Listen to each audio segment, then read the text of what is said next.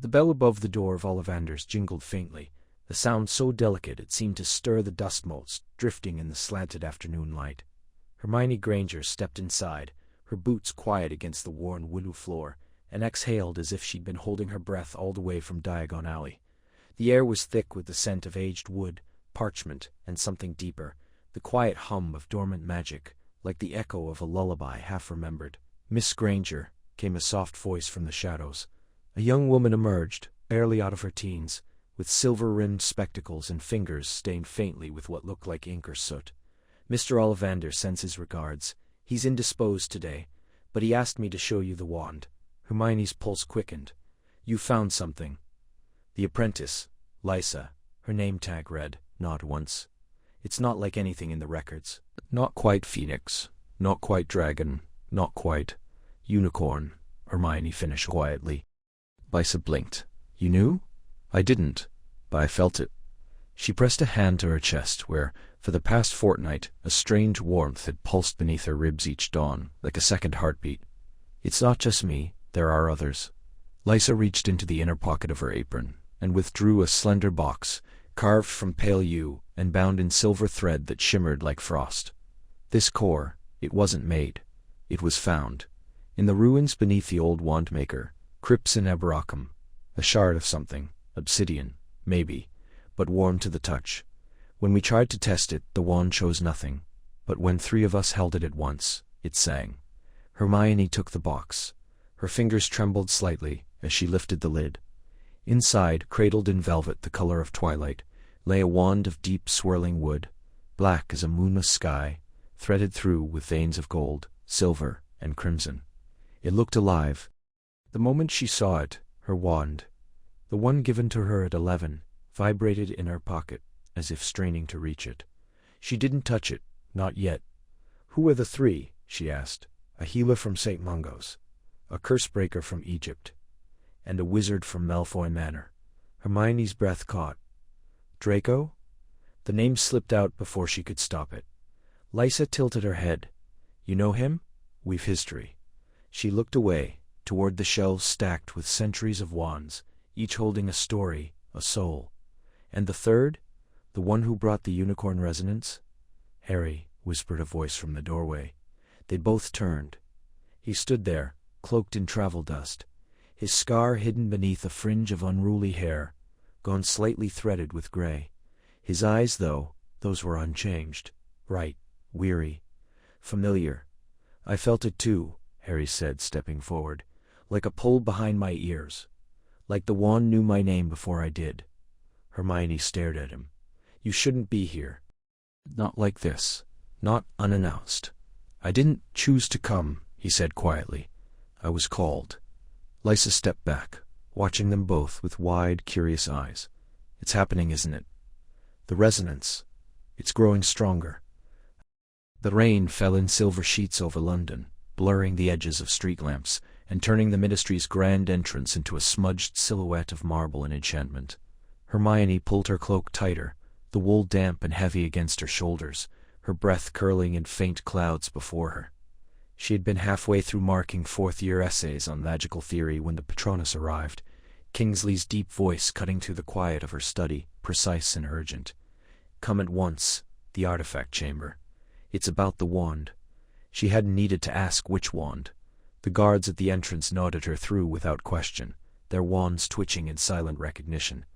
The lift descended with its usual groan, and the familiar chill of the Department of Mysteries seeped through her boots. The air here always felt older, as if time itself hesitated beneath the stone arches. The artifact chamber was dim, lit only by the soft pulsing glow of a single object suspended in a containment sphere of enchanted glass.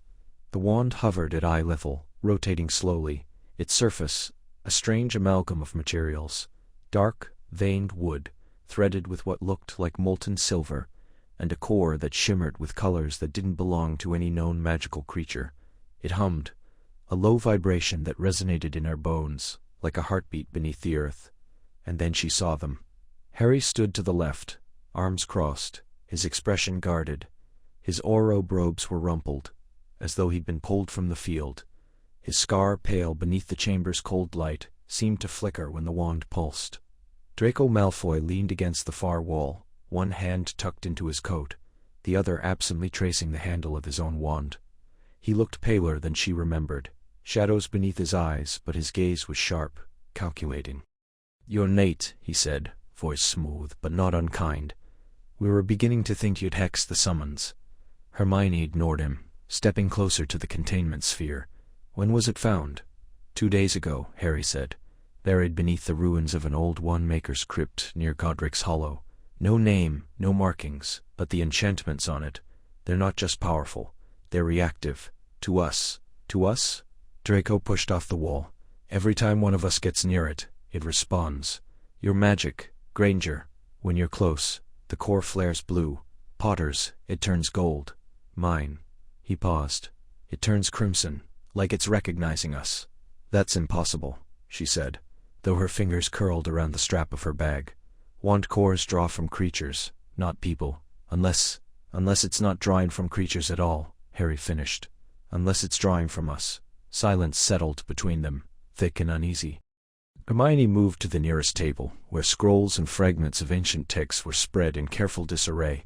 She recognized the script, Old High Wandish, a dialect used only by the earliest wand makers. Her fingers traced a line. "When 3 hearts beat in one spell, the wand remembers not the beast, but the bond." "This can't be coincidence," she murmured. "Phoenix, unicorn, dragon, not just the animals, their essence. And you said it reacts to us?" Harry nodded. "When I touched the sphere earlier, it sang, like my wand did the first time I held it, but deeper, older." Draco exhaled sharply. "And when I approached, the silver veins pulsed like they were answering me, like it knew me before I knew it." Hermione looked from one to the other, the weight of the moment pressing against her ribs.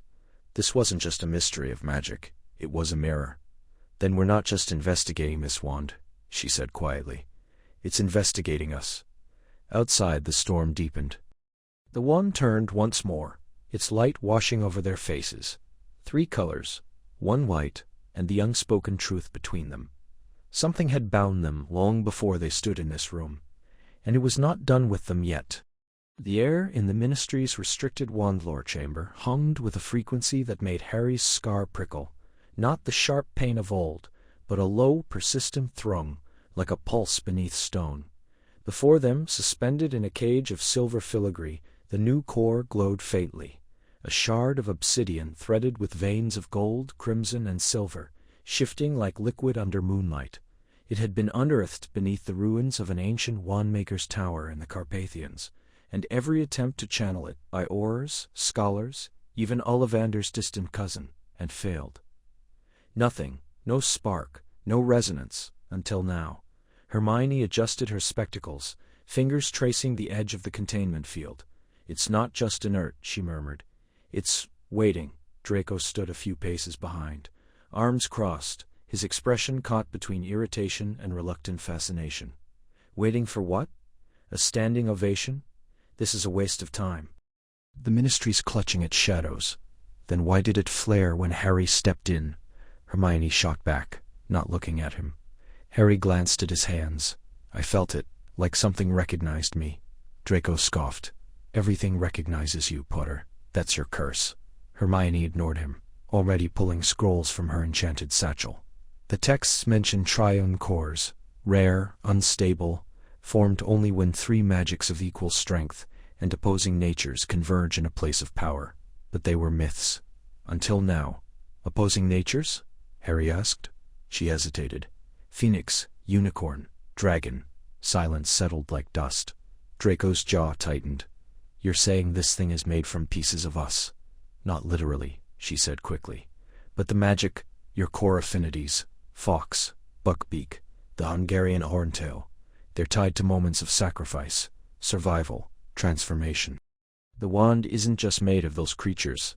It's forged from the echoes of what you became in those moments." Harry exhaled slowly. "So it won't work unless all 3 of us are here." "That's the theory," Hermione said. "But we need to test it." The process was delicate. They each placed a hand on the silver frame, forming a triangle around the core. Harry felt the hum deepen, vibrating in his bones. Draco's fingers hovered just above the metal, tense. "This feels absurd," he muttered. "Then don't do it," Harry said, voice low. Draco glared at him. "You always assume I don't want to know the truth." "I assume you don't want to face it." Hermione stepped between them. "Not breaking the formation. Enough. Focus." They touched the frame. At first, nothing. Then, light. The core flared, not in one color, but in three. Gold spiraling from Harry's side, silver from Hermione's, crimson from Draco's. The beams twisted upward, braiding into a single column that pulsed like a heartbeat. The chamber trembled. Runes along the walls ignited, their glow spreading across the floor in patterns older than Hogwarts. Harry gasped. Images flickered behind his eyes. Himself in the Chamber of Secrets, the weight of the basilisk fang in his hand. Fox tears on his skin. He saw Hermione in the Department of Mysteries, wand raised, face streaked with blood and determination. And Draco in the Room of Requirement, wand trembling, unable to strike. The visions faded, but the connection held. Draco pulled his hand back first, breathing hard. That wasn't just magic. "No," Hermione whispered. "It was memory, shared, not just ours, something deeper. Like the wand remembers what we've done, what we've lost." Harry looked at his palm. A faint tracery of light remained, fading slowly. "It's not just tied to us, it's made of the choices we made. The ones that changed everything." Draco stared at the core, his voice quiet. "And now it's asking something in return." The air in the Department of Mysteries was always still, as if time itself hesitated beneath the weight of unanswered questions.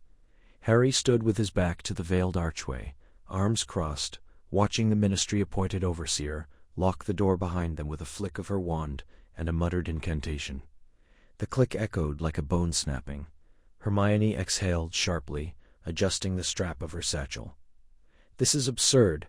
We've all worked here before. We don't need a chaperone." "Not like this," said Draco, leaning against a shadowed pillar, his voice low. "Not when the magic in our wands is whispering to each other like schoolgirls at a slumber party." Harry shot him a look. "Your wand hasn't been doing anything strange, neither has mine." "Yet," Hermione corrected, already unrolling a scroll across the obsidian table in the center of the Chamber of the Veil. "The resonance spikes every time we're in proximity. That's not coincidence. It's synchronicity, and it's getting stronger." A silence settled over them, thick and uneasy. They hadn't stood in the same room together like this. Not truly, not since the war. Not since the scars had stopped bleeding and the world had moved on without asking if they were ready. Draco pushed off the pillar and stepped forward, his boots barely making a sound. "So, what are we looking for? Ancient runes? A prophecy? Or are we just waiting for one of us to sprout wings and breathe fire?" Hermione ignored the sarcasm, tracing a finger down the scroll.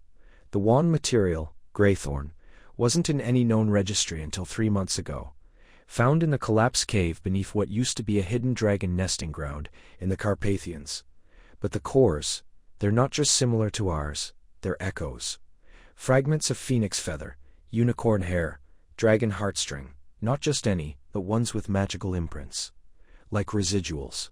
Residuals of our magic. Harry frowned. "That doesn't make sense. Cores aren't supposed to be replicable, not like this." "Unless they're not replicas," she said softly. "Unless they're reflections." Draco's gray eyes flickered. "You're saying someone, or something, pulled pieces of our magic out and used them to make new wands?" "Not pulled," Hermione said. "Reflected. Like light in a mirror. Certain high-frequency magical events, near-death experiences, soul-level choices, can leave imprints, in places, in objects, in time." She looked at each of them in turn. "You were all present at moments of extreme magical convergence. The Forbidden Forest, the Malfoy Manor, the Room of Requirement, events where your choices altered the course of magic itself." Harry remembered the cold stillness of death, the white mist, the choice to return. Draco's face tightened, as if recalling the trembling hand that couldn't cast the killing curse.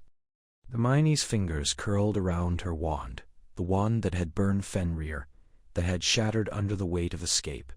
A soft hum began beneath their feet. The three turned toward the archway. The veil, long silent, fluttered, not from wind, but from within. A low thrum pulsed through the chamber, resonating in their bones. Harry felt it first in his scar, a dull, familiar ache. Then his wand twitched in his pocket. Hermione gasped. Draco stepped back. That's not possible. Their wands rose as one, not by intention but by pull.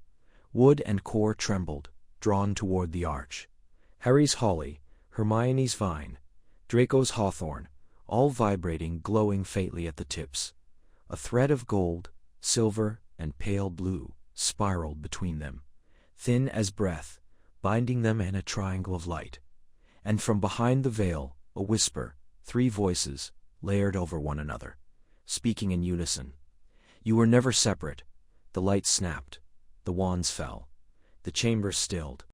Hermione's breath came fast. It's not just the wands, she whispered. It's us. Draco looked at his hand, then at Harry, then at Hermione. We're not just investigating the magic, he said slowly.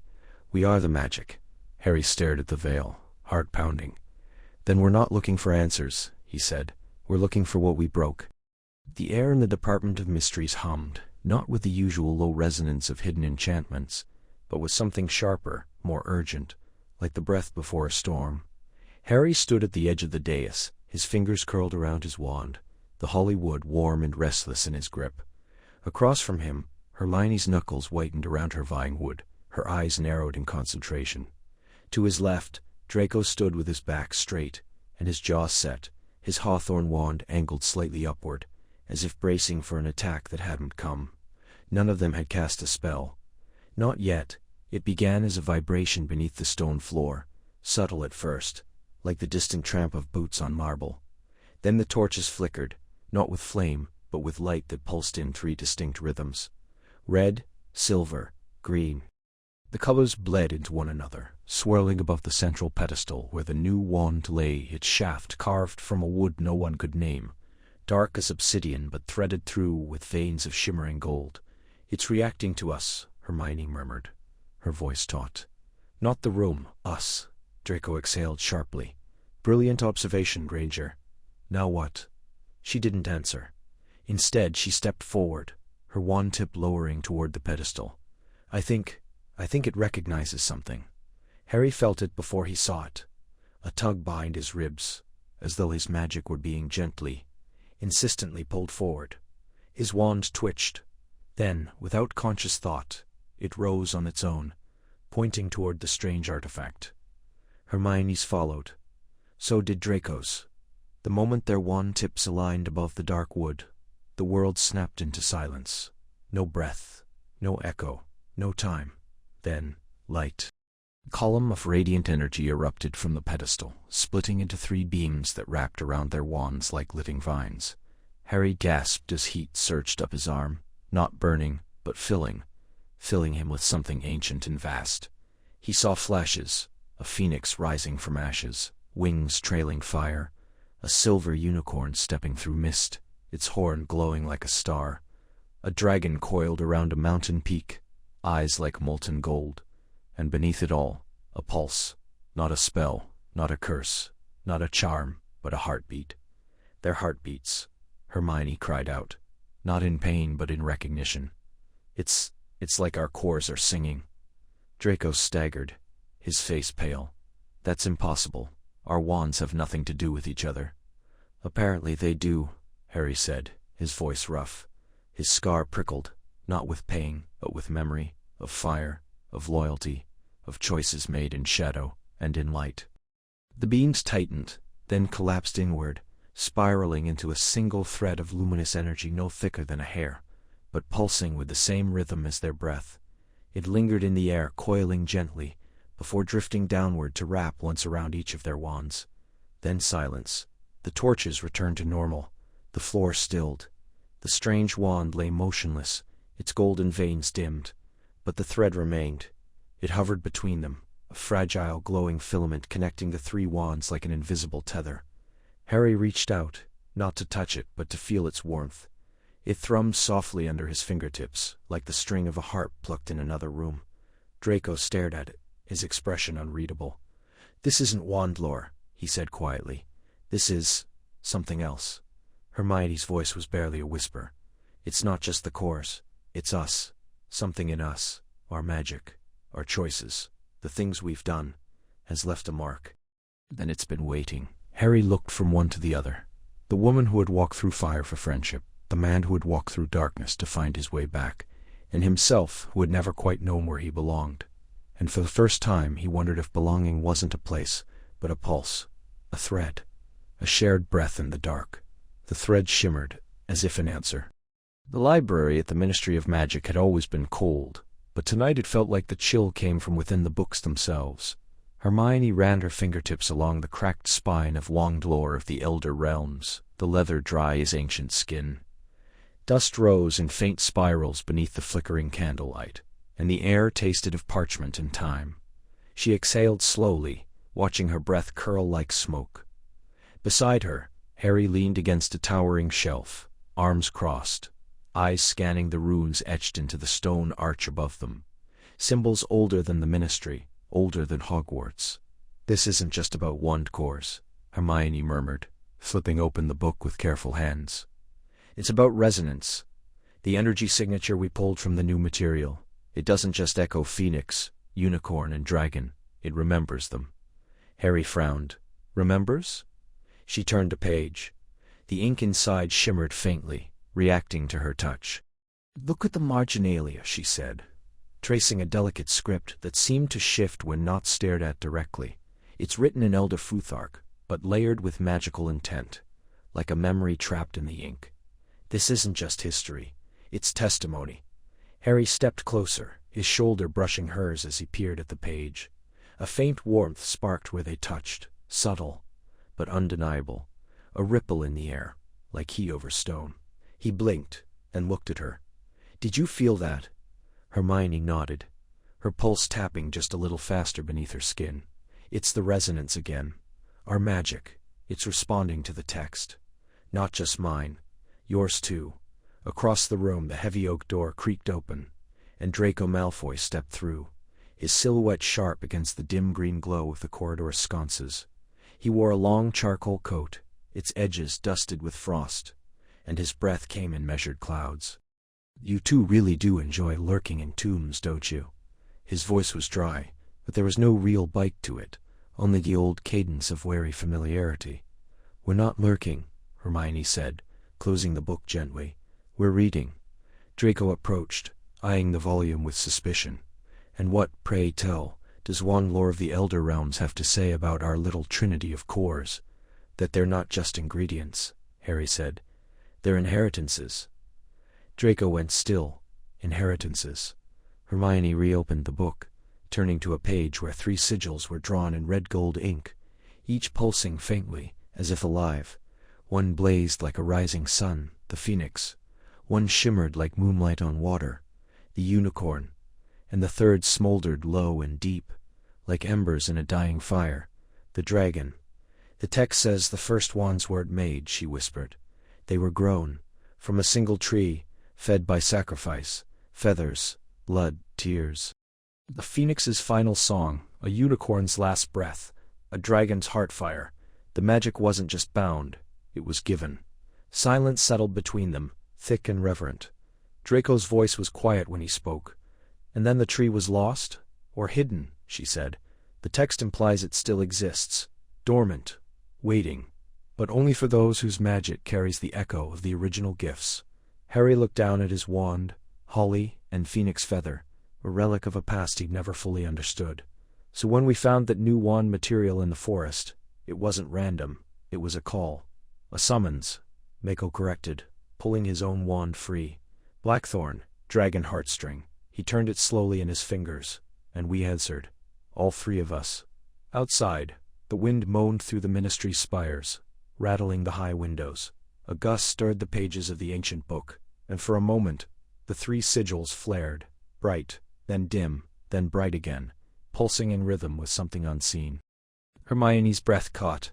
"It's not just about the wands," she realized aloud.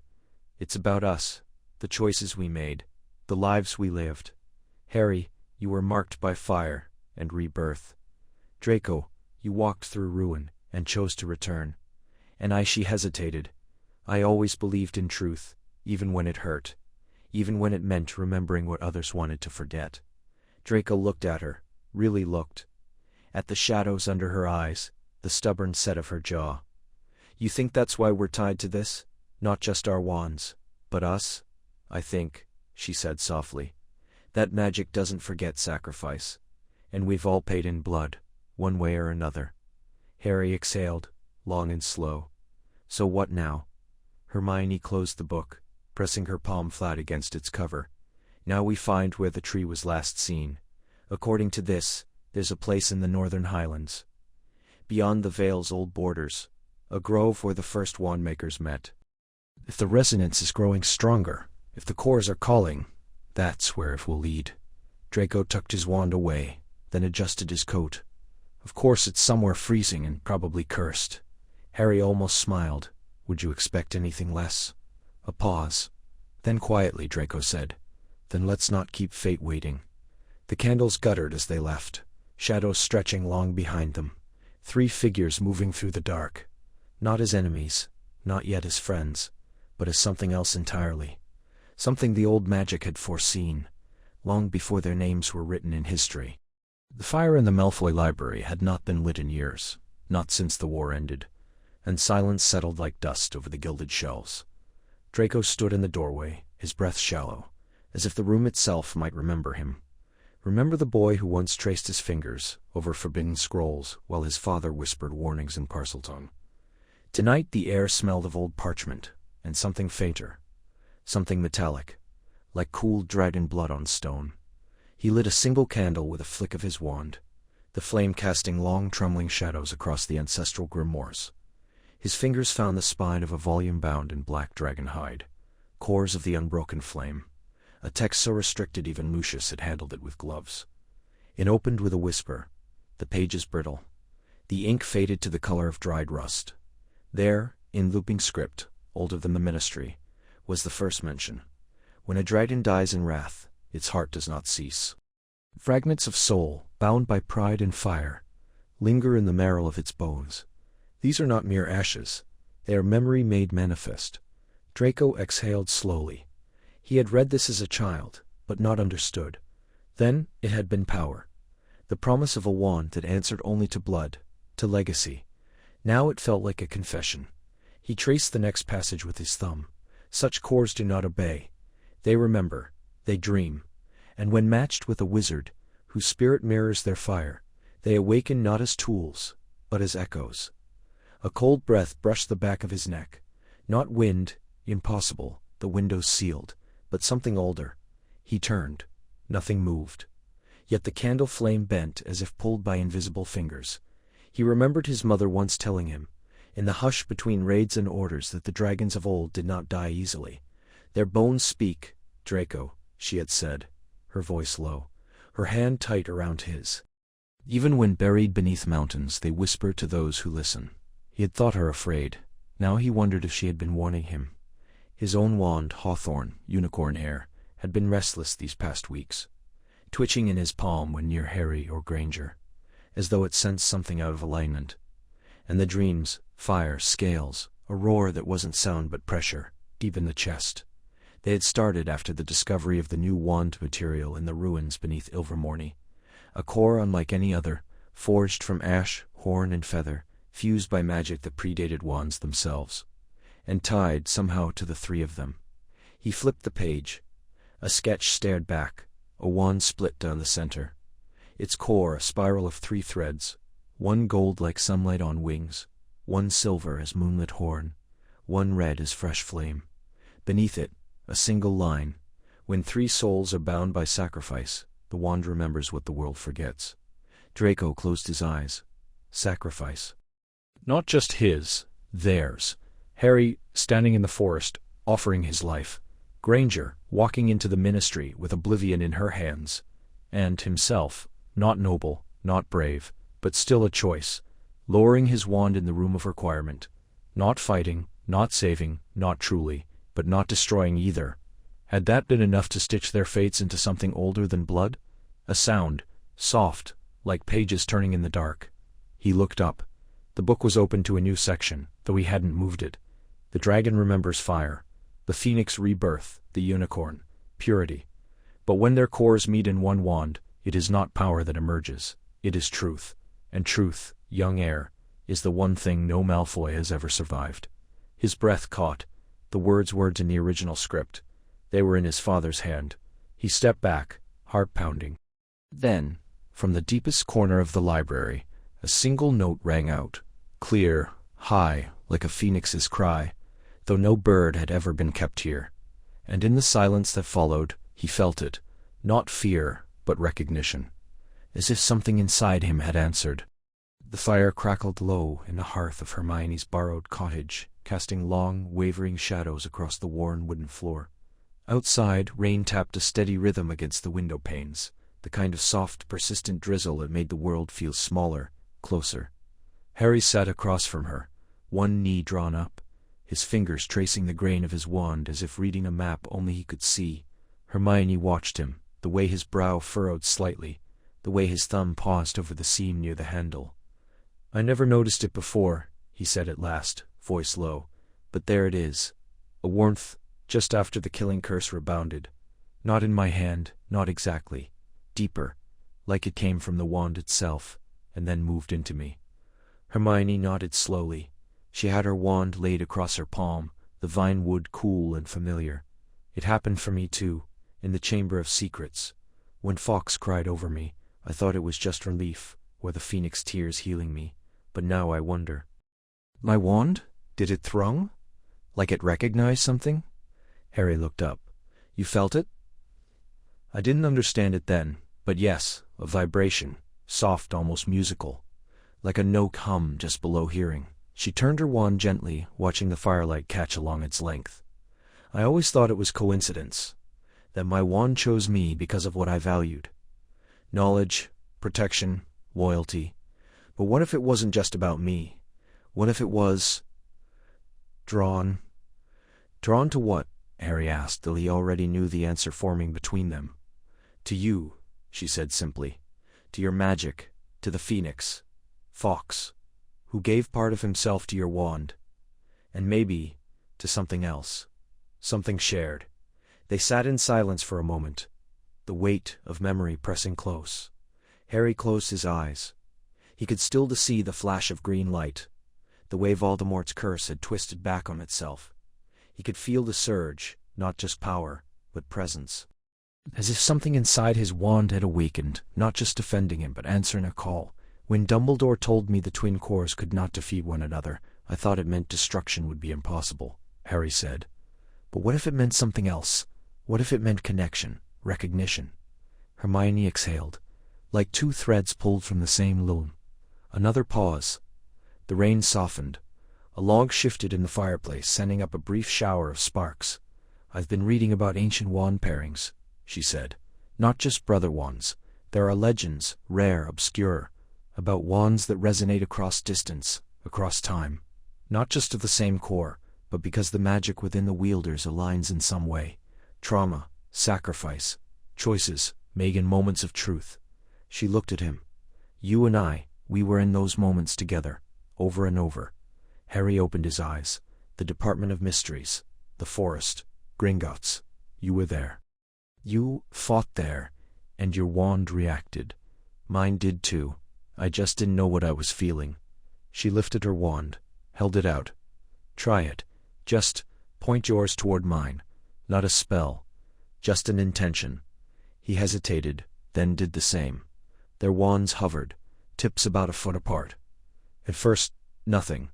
Then, faint, like breath on glass, a shimmer in the air between them. A soft golden light, threaded with silver, pulsed once, twice. It didn't crackle or burn. It sang, barely audible, a harmony so quiet it might have been imagined. Harry's breath caught. "It's not just the cores, it's us." Hermione's voice was barely above a whisper. "We were bound long before this new wand was made, by fire and blood, by choices we made for each other. And the magic, it remembers." Outside, the rain stopped. A single star blinked through the clouds, pale and watchful. The air in the back room of Ollivander's was thick with dust and memory, the scent of cedar and citron mingling with the faint metallic tang of old magic.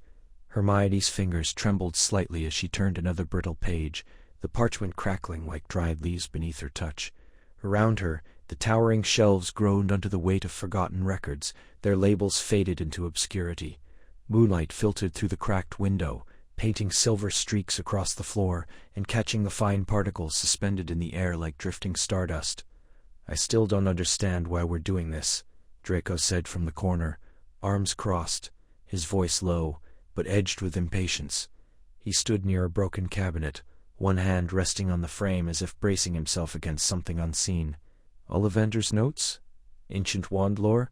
This feels like chasing shadows, because the wand chose none of us," Harry replied, not looking up. He crouched beside Hermione, his fingers tracing a series of symbols etched into the margin of a crumbling scroll.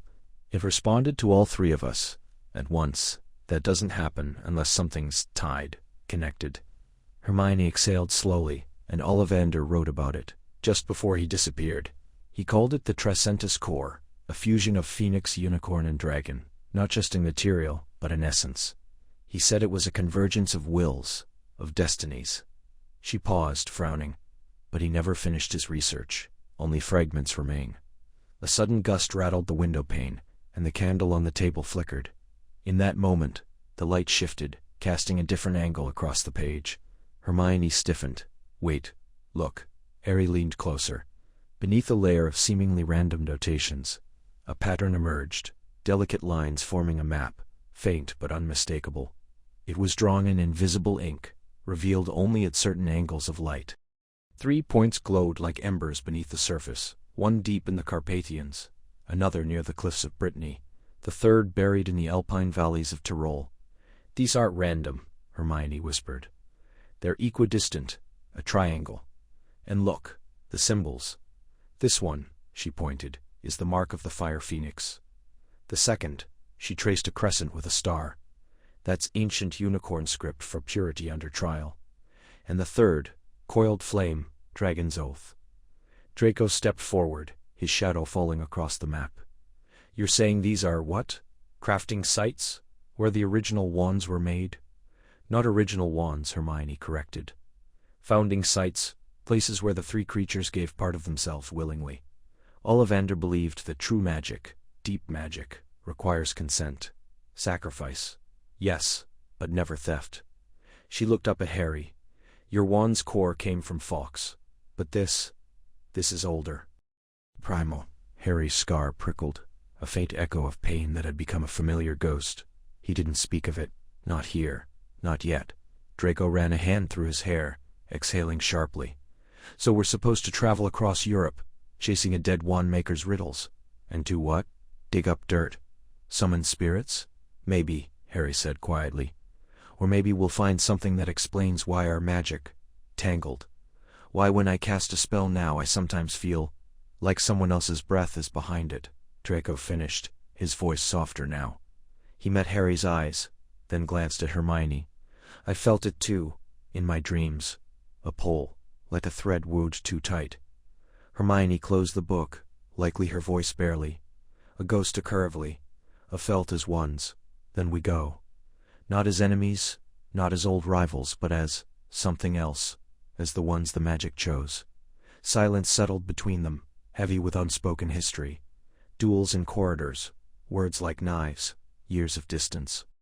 And yet, in this dim room, beneath the weight of ancient secrets, something fragile began to form. Not trust, not yet, but the possibility of it. Outside, the wind stirred again, carrying the first hint of rain. The map, hidden no longer, pulsed faintly in the half-light, as if alive, waiting. The rain fell in silver sheets over King's Cross, blurring the edges of the platform, and turning the scarlet of the Hogwarts Express into a smudge against the grey. Steam curled like restless spirits from the engine, hissing softly as it coiled into the damp air.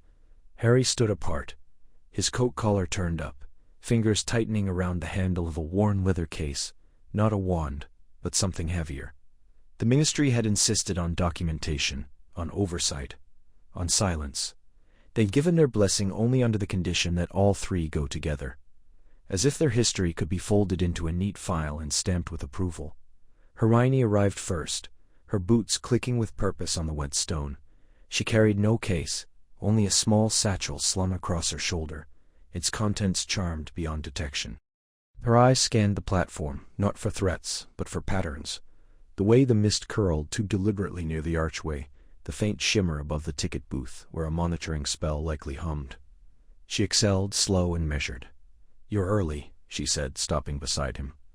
"I didn't trust myself to be late," he replied. A silence stretched between them, thin but deep like ice over still water. It had been years since they'd stood like this, not enemies, not quite friends, but something in between, shaped by war and time and too many unsaid things. Then the air shifted. Not with sound, but with presence. Draco Malfoy stepped onto the platform like he owned it, his cloak sweeping behind him in a way that hadn't changed since school. His hair was shorter now, less silver, more ash. There was a new sharpness to his jaw, a wariness in the gray of his eyes. He didn't look at either of them at first, instead pausing to adjust his gloves, one finger at a time. "You're both soaked," he remarked, voice dry. "Charming. We've been waiting," Hermione said flatly. "The train leaves in 12 minutes. I wasn't aware this was a democracy," Draco said, finally meeting her gaze. Well, that punctuality was a virtue among the Golden Trio. Harry didn't rise to it. He simply turned, lifting his case. "Then let's move." They boarded in silence, the compartment door clicking shut behind them like a seal on a vow. The train groaned forward, wheels catching rhythm on the track. Outside, London fell away, the Ministry's watchful towers receding into the storm. Hermione sat across from them, pulling out a folded map, not of Britain, but of ancient ley lines, etched in faded ink and guarded symbols. At its center pulsed 3 marks, a flame, a horn, a scale. She tapped each gently with her wand, and they glowed, faint but synchronized. "This started with the wand fragment," she said. "But it's not just about the wood, it's about resonance. The core materials, phoenix feather, unicorn hair, dragon heartstring, they're not just rare. They're attuned to something or someone." Draco leaned back, one eyebrow lifted. "And you're certain it's our magic they're echoing?" "I ran the diagnostics twice," she said. "The spectral signatures match. Not exactly, no 2 magics are identical, but close enough to matter. Closer than coincidence." Draco said nothing. Harry watched him, the way his fingers curled slightly, as if testing the weight of memory. He remembered the wand Ollivander had made for him, the one Voldemort had taken. He remembered the phoenix that had given not 1 but 2 feathers. "This means the magic recognizes us," Harry said quietly. "Not our wands, us." The train plunged into a tunnel, and for a moment they were wrapped in darkness. The only light the faint pulse of the map between them. When the world returned, Draco was looking out the window, his reflection layered over the rushing countryside. "We're being followed," he said. Hermione turned. "I know." Harry glanced back. 2 figures in ministry robes stood at the far end of the carriage, pretending not to watch. Their presence was a reminder. They weren't on this journey by choice. They were being monitored, measured, judged. But the deeper truth, the one none of them spoke aloud, was that the magic had already chosen them. Long before the wand, long before the map, long before forgiveness or regret, something had bound them, not by blood, not by war, but by something older. Something quieter, and it was calling. The air in Vienna was thick with the scent of old stone and damp earth, the kind that clung to the back of the throat. Snow dusted the rooftops in uneven patches, melting where the sun dared to touch, refreezing into icy lace along the shadowed alleys. Beneath the city, far below the tram lines and gaslit cafes, 3 figures stepped into a chamber carved from black basalt. The silence here was not empty. It hummed low and resonant, like the breath of something ancient still dreaming. Harry led the way, his hand gripping his wand even though he knew, deep down, it wouldn't help much here. Hermione followed, her fingers brushing the wall as she entered, and flinched. The stone trembled beneath her touch, a ripple moving outward like water disturbed by a pebble. Behind her, Draco exhaled sharply. "This is wrong," he murmured. "This isn't just wand lore, this is memory." The chamber expanded before them, though none of them had seen a door. The walls arched upward into a dome, etched with spirals that pulsed faintly, gold bleeding into the dark like ink and water. In the center stood 3 pedestals, spaced evenly. each bearing a shallow depression shaped like the base of a wand. Hermione stepped forward first. "It's responding to us," she said, voice low. "Not just our presence, our magic." Harry frowned. "How?" She turned, eyes bright with reluctant awe.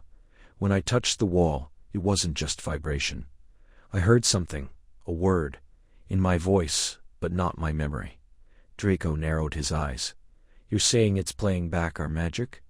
"Not playing," Hermione corrected. "Echoing." A beat passed. Then Harry reached out, pressing his palm flat against the nearest pedestal. The moment he made contact, the chamber exhaled. A voice rose from the stone, his own, but younger. "I don't want to be famous." The words hung in the air, trembling. Harry stepped back as if burned. "That's from second year," he whispered. "When I told Ron, no one else heard that." The walls shimmered. Then another voice, higher, trembling with fury. "It's Leviosa, not Leviosa." Hermione's breath caught. That's the first time I corrected Ron in charms." Silence again. Then, softer, a drawl laced with something uncharacteristically vulnerable. "Father says power is the only thing that remembers your name." Draco froze. The words weren't loud, but they carved through the room like a blade. His jaw tightened. "I never said that out loud." "No," Hermione said gently. "But you thought it, and magic remembers thought." The pedestals began to glow. One red as phoenix fire, one silver like moonlight on a unicorn's horn, one deep gold like dragon scales catching the sun. Harry looked at his wand, then at the red pedestal. Hermione's fingers twitched toward her own. Draco didn't move. "This isn't just about wand cores," Harry said. "It's about us, about what we've buried." The chamber responded. The walls shifted, not physically, but in memory. Images forming in the stone like reflections on water. A duel in a bathroom. A spell in a forest. A hand not taken. Hermione stepped forward, voice steady. "Then let it see. Let it hear." She placed her wand into the silver pedestal. The chamber sang. A high, clear note filled the space, not from any instrument, but from the air itself. Harry felt it in his bones, a resonance that tugged at something deep inside. Draco finally moved, slow, deliberate, and placed his wand into the golden pedestal. Another note, deeper, resonant, like fire stirring in stone. Harry hesitated. Then, breathing out, he placed his wand into the red. The third note rose, not a sound, but a feeling, warmth, loss, return. For a heartbeat, nothing happened. Then the walls opened, not with doors, but with voices, hundreds of them, layered, echoing in languages long forgotten, in spells never spoken, in whispers of every choice they'd ever made. Then in the center of it all, a single phrase, repeated in their own voices, overlapping. "You were never alone." The air in the chamber was thick with the scent of old parchment and damp stone, but beneath it all, something alive. A hum, low and resonant, pulsed from the walls like a heartbeat airy deep beneath the earth. Harry stood at the threshold, his wand half raised, the tip flickering with uncertain light. To his left, Hermione exhaled slowly, her fingers tracing the runes carved into the archway. To his right, Draco shifted his weight, his jaw tight. "This wasn't on any of the maps," Hermione murmured, her voice hushed as though afraid to disturb the silence. "No," Draco said, "because it wasn't meant to be found." Harry stepped forward, his boots echoing once before the sound was swallowed by the dark. The chamber opened into a circular space, its ceiling lost in shadow. In the center, 3 pillars rose from the floor, each carved with symbols that shimmered faintly, feathers, flame, and silver mane. As he approached, the hum deepened, vibrating in his chest. Then, without warning, his wand trembled. It wasn't his doing. The holly and phoenix feather responded on its own, lifting slightly, turning toward the central pillar. Hermione gasped as her wand, vying wood, dragon heartstring, began to glow with a soft, amber light. Draco's wand, hawthorn and unicorn hair, emitted a pale silvery mist that curled like breath in winter. "It's recognizing them," Hermione whispered. The hum became a note, clear, pure, rising from the floor itself. Harry's wand pulsed in time, and from it poured a melody, high and sorrowful, like the cry of a bird at dawn. It was the Phoenix song, he realized, the echo of Fawkes, of sacrifice, of fire reborn. Then Hermione's wand answered, a deeper tone, steady and strong like the pulse of a forge. Dragon magic, fierce, ancient, unyielding. It wove around the phoenix's cry, not clashing, but answering. Draco stiffened as his wand lifted on its own. A third melody emerged, soft, haunting, a single silver thread of sound that shimmered like moonlight on water. The unicorn's lament, innocence, purity, loss. The three songs spiraled upward, separate at first, then slowly, inevitably, twining together. The phoenix's cry softened, the dragon's growl gentled, the unicorn's whisper strengthened. They were no longer distinct. They were becoming one. Harry closed his eyes. The music wrapped around him, not as sound, but as memory. He saw the mirror of Erised, not as a child longing for parents, but as a man who had learned to carry love without clinging. He saw Hermione in the Department of Mysteries, wand raised, voice unwavering. He saw Draco, pale and trembling in the bathroom, tears cutting through the mask. And then, something new. A vision, not of past, but of possibility. Three figures standing not as enemies or allies, but as parts of something whole. Not bound by war, by choice, by understanding. When he opened his eyes, the pillars were glowing, the runes blazed, gold, red, silver, merging into a single radiance that filled the chamber. The music swelled, not in triumph, but in acceptance. "It's not about dominance," Hermione said, her voice trembling. "It's not about whose magic is stronger. It's about harmony." Draco lowered his wand, but the song didn't stop. It lived in the air, in the stone, in them. "I spent years believing my wand chose me because of blood," he said quietly. "But maybe it chose me because of what I could become." Harry looked at him, really looked. Not at the boy who once called Hermione a mudblood, none at the man who had served a dark cause, but at the one who had stood in the great hall, uncertain, searching for where he belonged. The music began to fade, not vanishing, but sinking into the floor, into their bones. A quiet remained, deeper than silence. "We're connected," Harry said, "not because of the wands, not because of prophecy or power, but because we've all survived the fire, the storm, the fall, and still, we're here." Hermione reached out, not touching, but offering. Draco hesitated, then placed his hand above hers.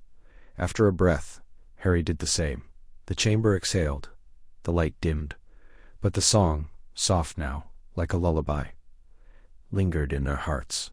The library at Godric's Hollow smelled of damp parchment and old wood, the kind of scent that clung to memories. Rain tapped a slow rhythm against the leaded windows, casting wavering reflections across the stone floor. Hermione stood at the long oak table, her fingers tracing the margin of a crumbling Wanvor manuscript, her brow furrowed in concentration. Draco stood across from her, sleeves rolled to the elbows, turning the brittle pages with surprising care.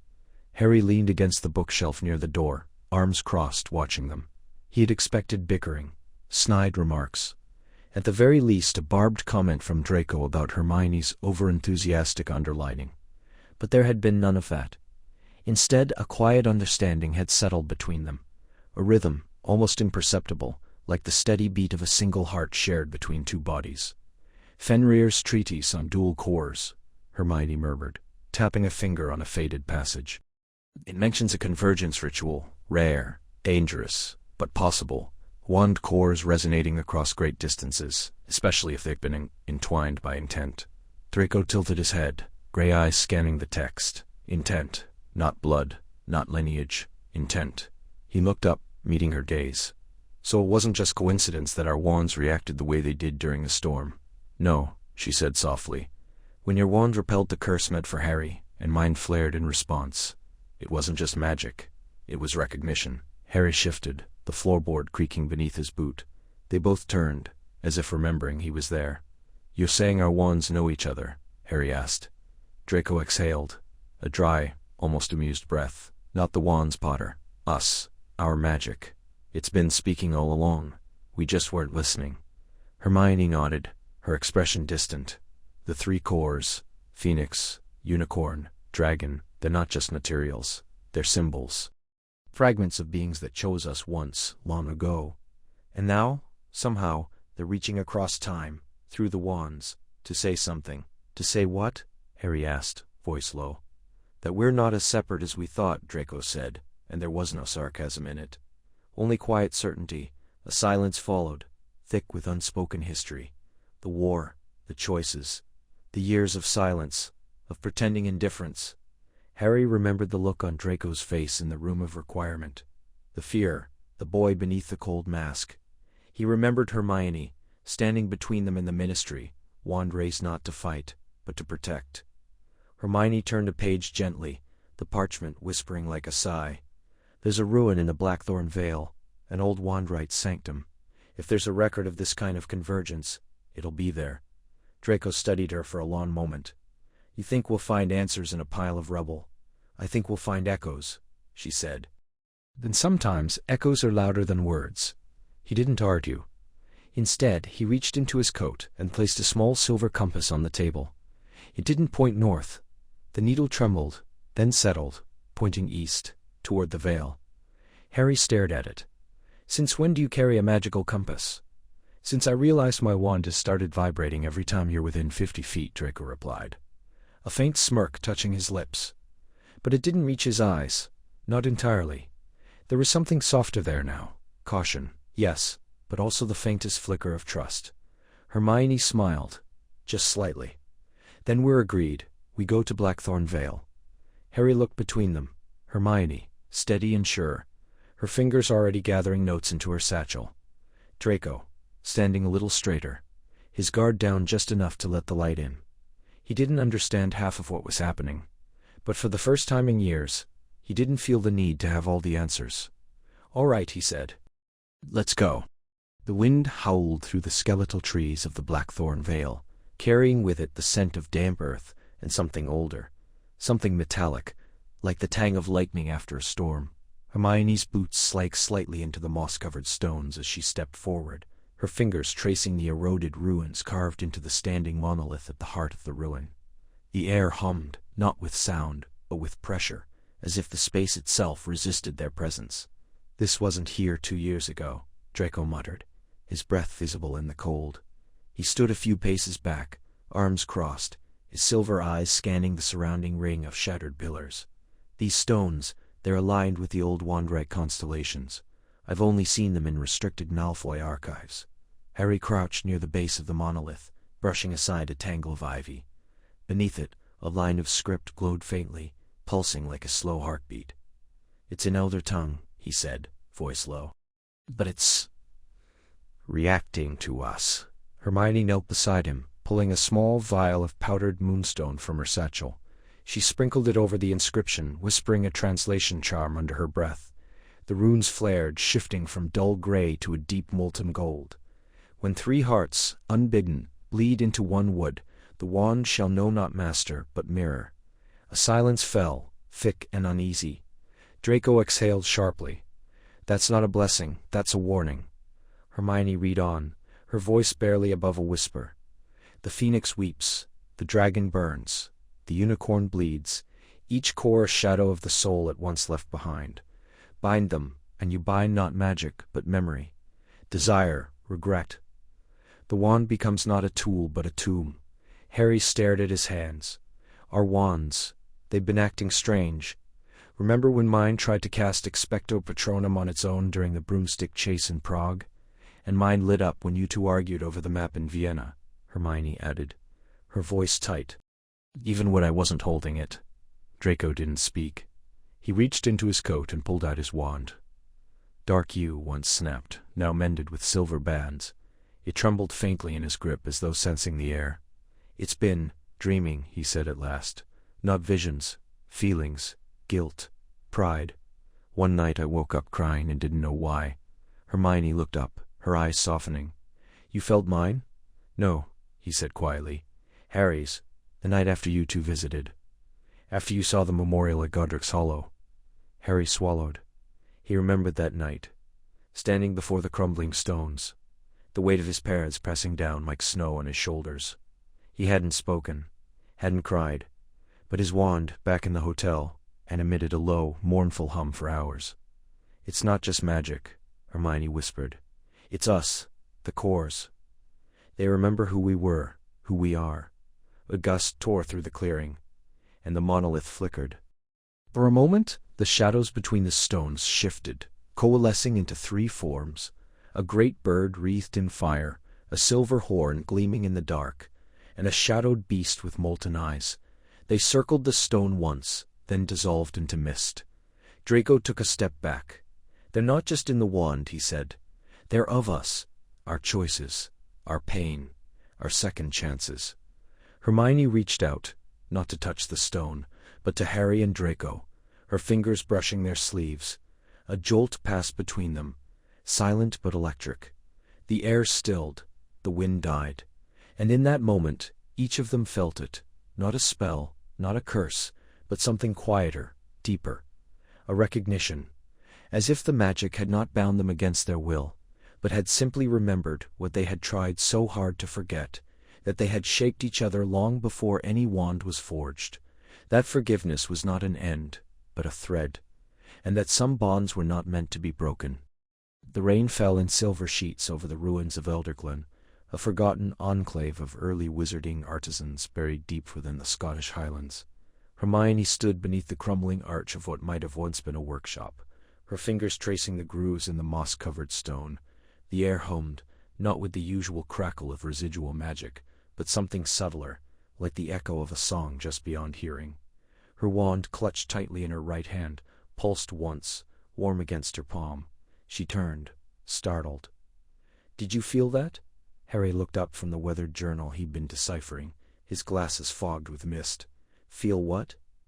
It was like a whisper beneath my skin, not words, just emotion. Sadness, maybe. Longing. She frowned, pressing her wand against her chest as if testing a heartbeat. Draco, leaning against a fractured column, a few paces away, scoffed. "You've been reading too many ancient texts, Granger. That's just the Highlands playing tricks on you." But as he spoke, his own wand, tucked inside his coat, gave a sudden, sharp throb. He stiffened, one hand flying to his ribs. What in Merlin's name? Harry's wand trembled in his fingers, then flared with a soft golden light, brief but unmistakable. It happened again. His voice was quiet, almost reverent. I felt warmth, like sunlight after winter. Hermione's breath caught. "That's not possible. Wands don't share feelings." "Clearly they do now," Draco muttered, pulling his wand free. The wand's polished blackthorn shaft now shimmered with faint, iridescent veins, like threads of liquid starlight. "And if yours are doing the same, then this isn't coincidence. It's connection." They stood in silence, three wands glowing in the gloom, each pulsing in subtle rhythm with the others. Hermione reached out instinctively, not touching, but holding her wand toward Harry's. The air between them shimmered.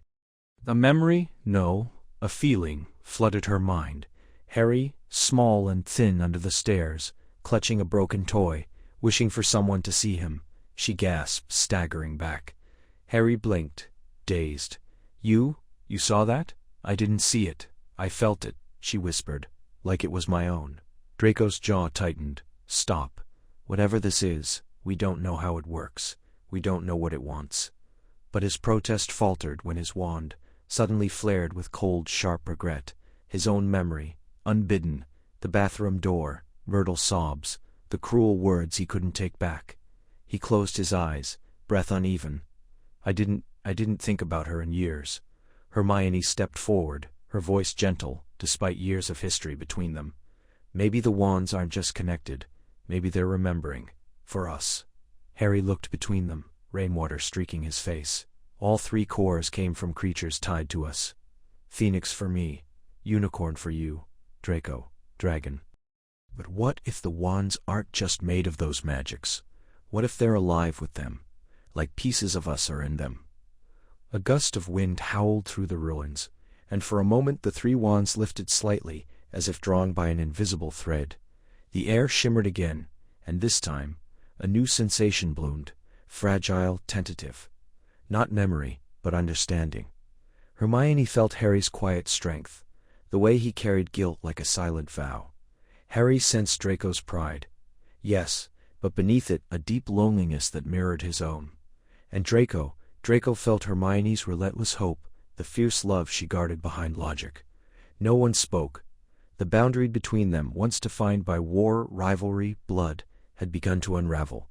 Not through force, but through something quieter, something older than curses or oaths. Finally, Draco exhaled, long and slow. "I don't like this." Hermione almost smiled. "No, but it's happening anyway." And in the hush between thunder and breath, their wands glowed as one. The air beneath Paris tasted of damp stone and forgotten time. Torchlight flickered against the arched ceiling of the subterranean chamber, casting long, trembling shadows that danced like ghosts across the ancient carvings in the wall. Hermione pressed her palm flat against the cold, moss-slick stone, her breath shallow. The symbols pulsed faintly beneath her fingers, not with light, but with a low, resonant hum that vibrated through her bones. It was the second sight, the second echo. Draco stood near the chamber's center, arms crossed, his gray eyes scanning the glyphs with a mixture of suspicion and reluctant awe. He didn't speak, but his posture betrayed him, the slight tension in his jaw, the way his fingers twitched at his side, as if resisting the urge to draw his wand and test the air. Harry crouched by a shallow depression in the floor, where 3 grooves converged like roots meeting at a trunk. His wand lay across them, its tip glowing a soft, erratic blue. "It's responding," he murmured. "Not to one of us, to all of us." Hermione glanced at him. "The wand chose us, not by accident. It's made from something that remembers, something that knows." Draco scoffed, but there was no heat in it, spoken like someone who still believes in destiny. "I believe in evidence," she shot back. "And the evidence says our magic is entwined, whether you like it or not."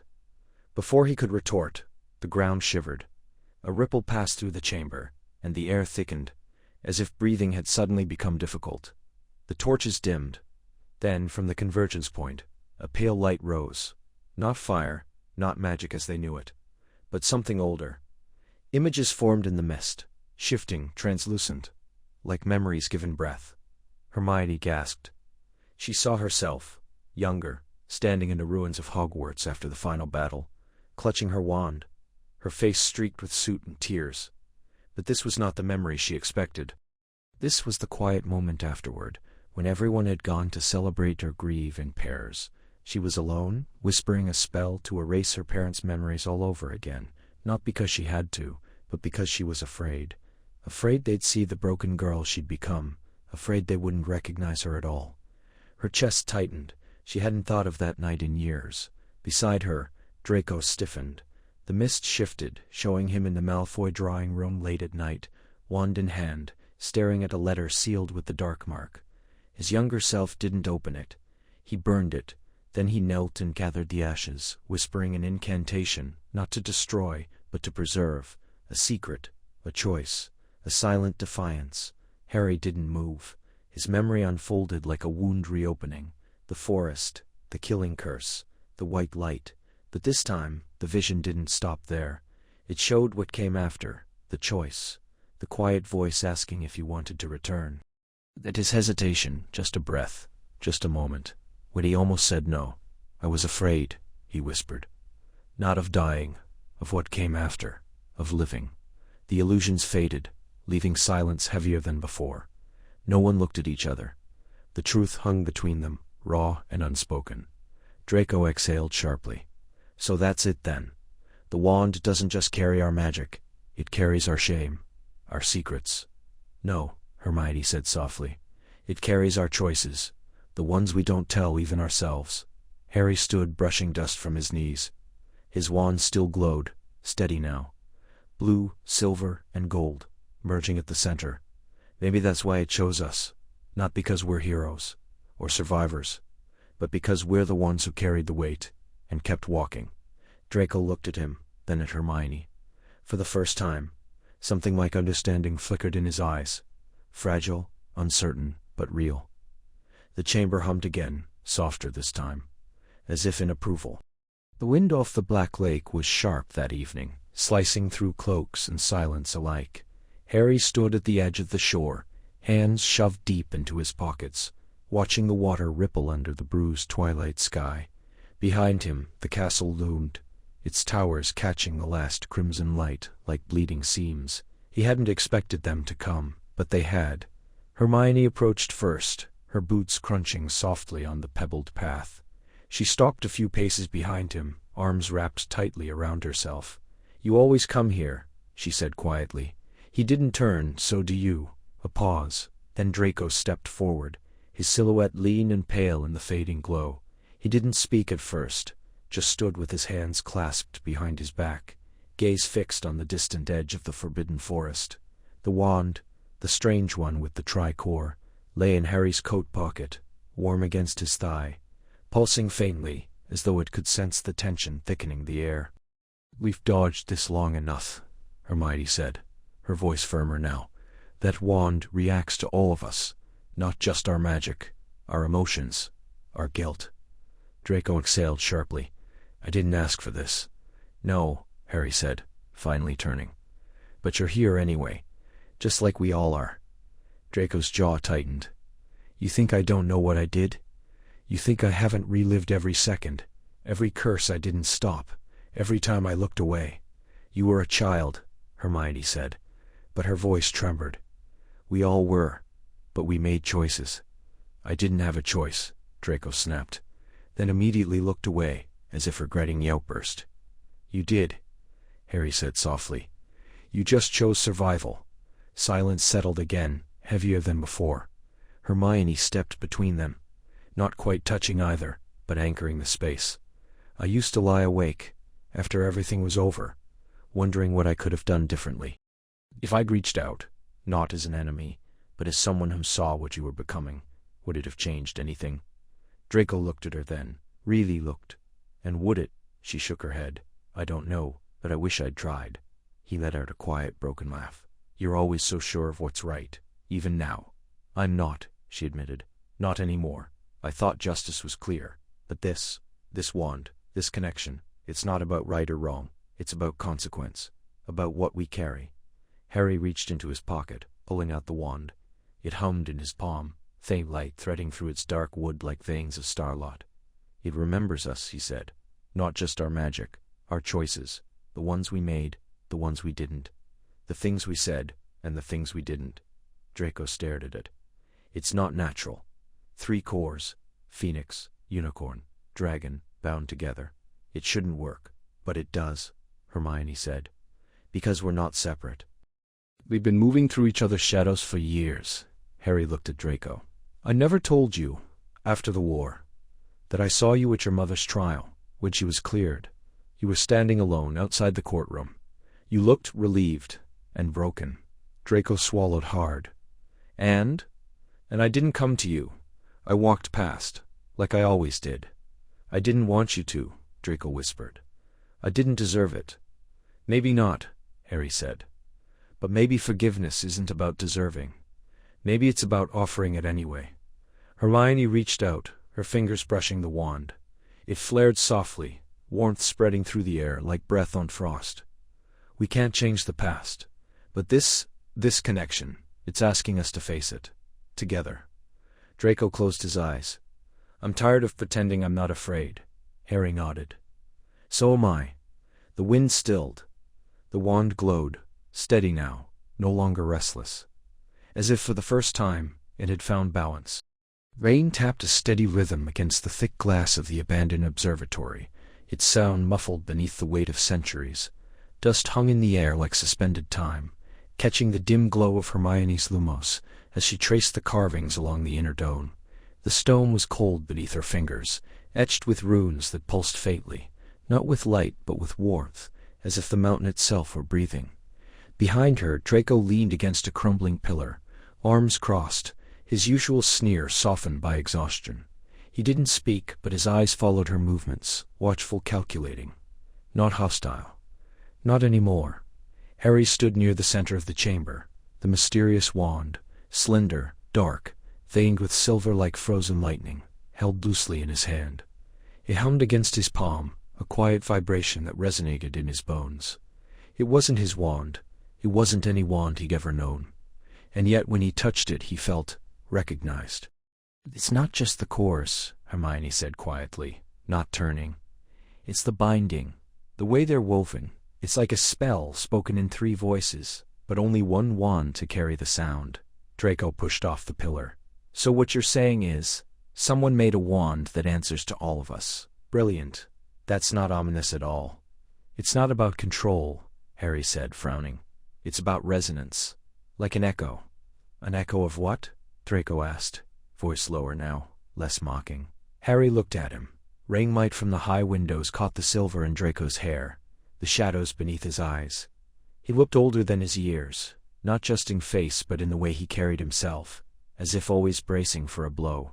Of us, Hermione said. Our choices.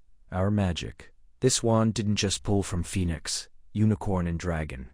It pulled from our Phoenix, our Unicorn. The one I killed to save Harry. And the dragon whose blood Draco spilled in the Triwizard Maze. Silence settled like ash. Draco flinched. I didn't know it meant that. Neither did I, Hermione whispered. But look. She stepped aside, revealing a glyph half erased by time. 3 spirals, intertwined, each marked with a sigil. A flame, a horn, a scale. Beneath them, a single word barely legible. The chord. It means harmony, Harry said. Not dominance, not power. Harmony.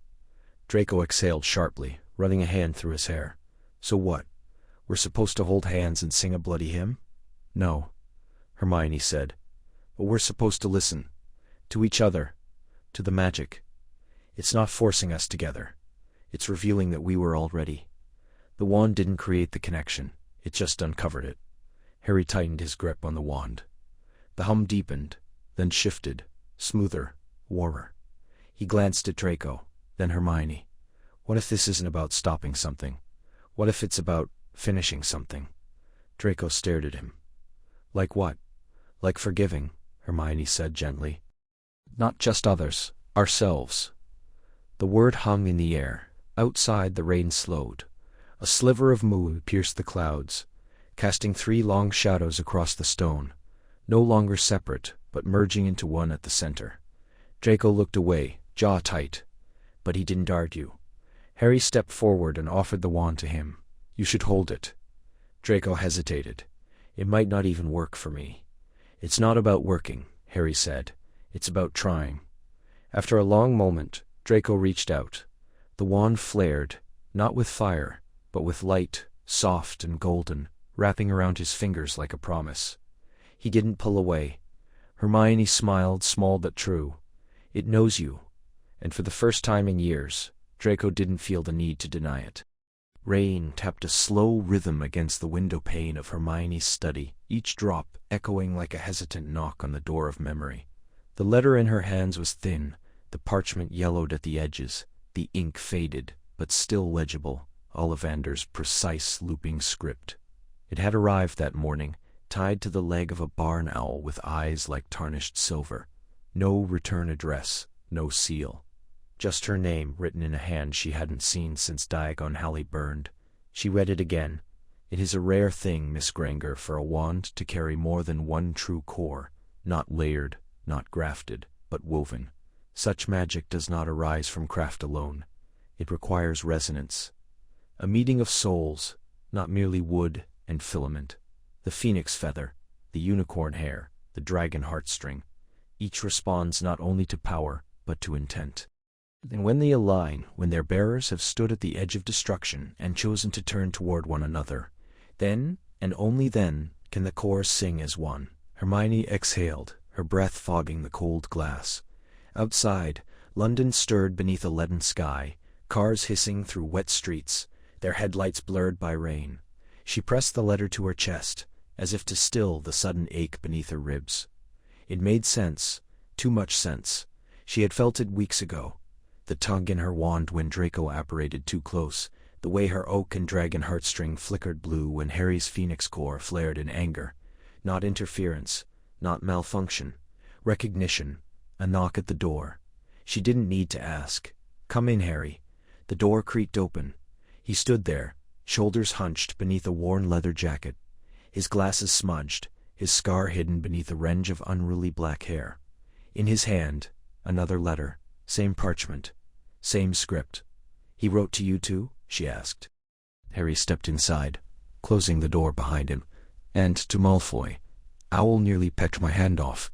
Apparently, even Ollivander's post is snooty now." A weak smile passed between them. It didn't last. "He says the cores don't merge by force," Harry murmured, unfolding the letter. "Only through connection. Real connection." Hermione nodded slowly. "Not proximity, not power. Something else." "Trust?" Harry offered, though the word sounded foreign on his tongue. "Or forgiveness," she said softly. Harry looked away, his gaze finding the rain-streaked window. Malfoy would laugh at that. "Maybe," she said. "But he hasn't destroyed the letter. He hasn't ignored it. That's something." They stood in silence, the weight of years pressing between them. The war, the wounds, the words never spoken. The wand on the desk beside her hummed faintly, a vibration like a pulse. She picked it up. It warmed in her palm. "I've been thinking," she said. "The wand didn't change." "We did." Harry turned to her, brow furrowed. "Our magic has always been tied," she continued. "Not just by battle, by choice, by the things we survived, and the choices we made after. Where we could have walked away, we didn't. When she gestured vaguely, knowing Harry would understand, tried to vanish into the shadows, we pulled him back. Not because we had to, because we chose to." Harry's wand, holly, and phoenix feather twitched in his grip as if responding. "So maybe," she whispered, "Ollivander isn't telling us about wands. He's telling us about us." A long pause. Then Harry said, "We should show him the letter." "Draco, yes, all of it." Hermione met his eyes. For the first time in years, there was no hesitation, no old bitterness clouding the space between them. "Together?" she asked. Harry nodded. "Together." And in that moment, the three wands, scattered across the city, across memory, across time, rippled with quiet light, as if something long dormant had finally begun to breathe. The wind howled through the splintered towers of Durmstrang, bitter and salt-laden from the northern sea. Ice clung to the stone like a second skin, glittering under a moon veiled in ash-gray clouds. Hermione wrapped her cloak tighter, breath curling in silver plumes, her fingers numb around the hawthorn wand she'd carried since childhood. It felt heavier now, almost reluctant to respond. "Something's wrong with the wards," Draco muttered, stepping ahead, his silver blonde hair nearly invisible in the moonlight. He pressed a hand against the ancient archway, once the entrance to the lower crypts, and recoiled. "They're not just sealed, they're poisoned." Harry frowned, eyes scanning the runes carved into the stone. They pulsed faintly, a sickly green hue beneath layers of frost. "This isn't just dark magic, it's reactive, feeds on intent." Hermione traced the edge of a rune with her gloved finger. "It's warding against connection, against unity." She looked up, meeting first Harry's gaze, then Draco's. "It knows we're coming. It knows what we carry." Their wands, phoenix feather, unicorn hair, dragon heartstring, hummed in their pockets, a quiet resonance that had grown stronger with every step toward this place. At first it had been subtle, a flicker of shared warmth when their paths crossed, a dream that felt too much like another's memory. Now the bond thrummed beneath their skin, a current they could neither deny nor control. "We can't turn back now," Harry said. "This is the last sight. The final core is here." Draco exhaled sharply. "And if opening it kills us, or worse, if it proves we were never meant to be connected at all?" No one answered. They had argued this for weeks. Hermione believed the cores were meant to harmonize, a new kind of wand magic born from balance. Harry feared it was a trap, a lure set by someone or something long buried. Draco suspected it was simply a flaw, a rupture in the fabric of magic, that they were foolish enough to walk into. But they had come anyway. Hermione stepped forward, drawing her wand. "I'll go first. The wards respond to intent. If I go alone, with no aggression, then you'll be trapped," Draco cut in. "You know that." Harry looked between them. "We go together, all three. Our magic has to act as one, or it won't work at all." They joined hands, a gesture awkward, almost painful in its intimacy. Three people who had spent half their lives at odds, now bound by something deeper than choice. The air crackled. As one, they stepped forward. The runes flared, Green turned to black, then to crimson. The archway groaned, stone splitting like old bone. A low, guttural voice echoed from beneath the earth, speaking in a language that slithered between tongues. "You are not welcome. You are not whole." Hermione gritted her teeth. "We are whole together. Together you are disruption. You are imbalance." Draco's hand tightened around theirs. "We don't want to control it. We want to understand." Silence. Then, a shift. The black light softened. The voice fractured, as if remembering something long forgotten. 3 hearts, 3 fires. Not one master, but 3 flames that refused to die. The ground trembled. The archway collapsed inward, revealing a spiral staircase carved from black ice. At its center, embedded in the floor of the chamber below, pulsed a crystal. Not stone, not metal, but something alive. It flickered with colors that had no name, and within it, 3 threads of light wound around each other. Inseparable. Their wands answered. Harry felt it first, a tug behind his ribs, as if his very breath belonged to the thing below. Hermione gasped, her mind flooded with memories. Not her own. Draco crying in a bathroom. Harry standing between her and the troll, a dragon roaring in fire and freedom. Draco staggered, tears burning his cheeks, not from pain but from recognition. They had not been chosen. They had always been connected. And the magic wasn't asking to be controlled. It was asking to be remembered. The cave exhaled heat like a living thing, a breath thick with sulfur and ancient magic. Ash swirled in the air, catching in their hair and stinging their eyes as they pressed forward. Hermione's fingers trembled on the edge of her wand, the wood warm, too warm, as if responding to something beneath the stone. Harry glanced back at her, his scar a dull throb against his temple, a rhythm that had worsened since they crossed the ridge. "It's not natural fire," Hermione said, voice low. "It's memory. It remembers betrayal." Draco scoffed, but there was no real bite in it. "Of course it does. We're standing in the tomb of a man who cursed his own bloodline for stealing his work." He adjusted the collar of his coat, though the gesture was more habit than protection. Sweat glistened at his temples. "Still, if this fire judges intent, we may all be roasted." Harry shot him a look. "You don't have to stay. I don't have a choice, do I?" Draco murmured. "Our wands remember each other. Our magic hums in June. That's not coincidence. It's compulsion." A low groan echoed through the cavern, stone shifting like a waking beast.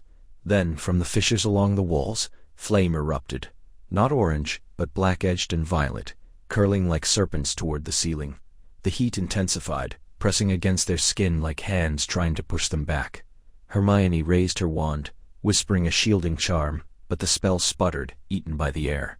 Harry tried next, force behind his incantation, but the fire only laughed, a sound like crackling bone, and surged forward.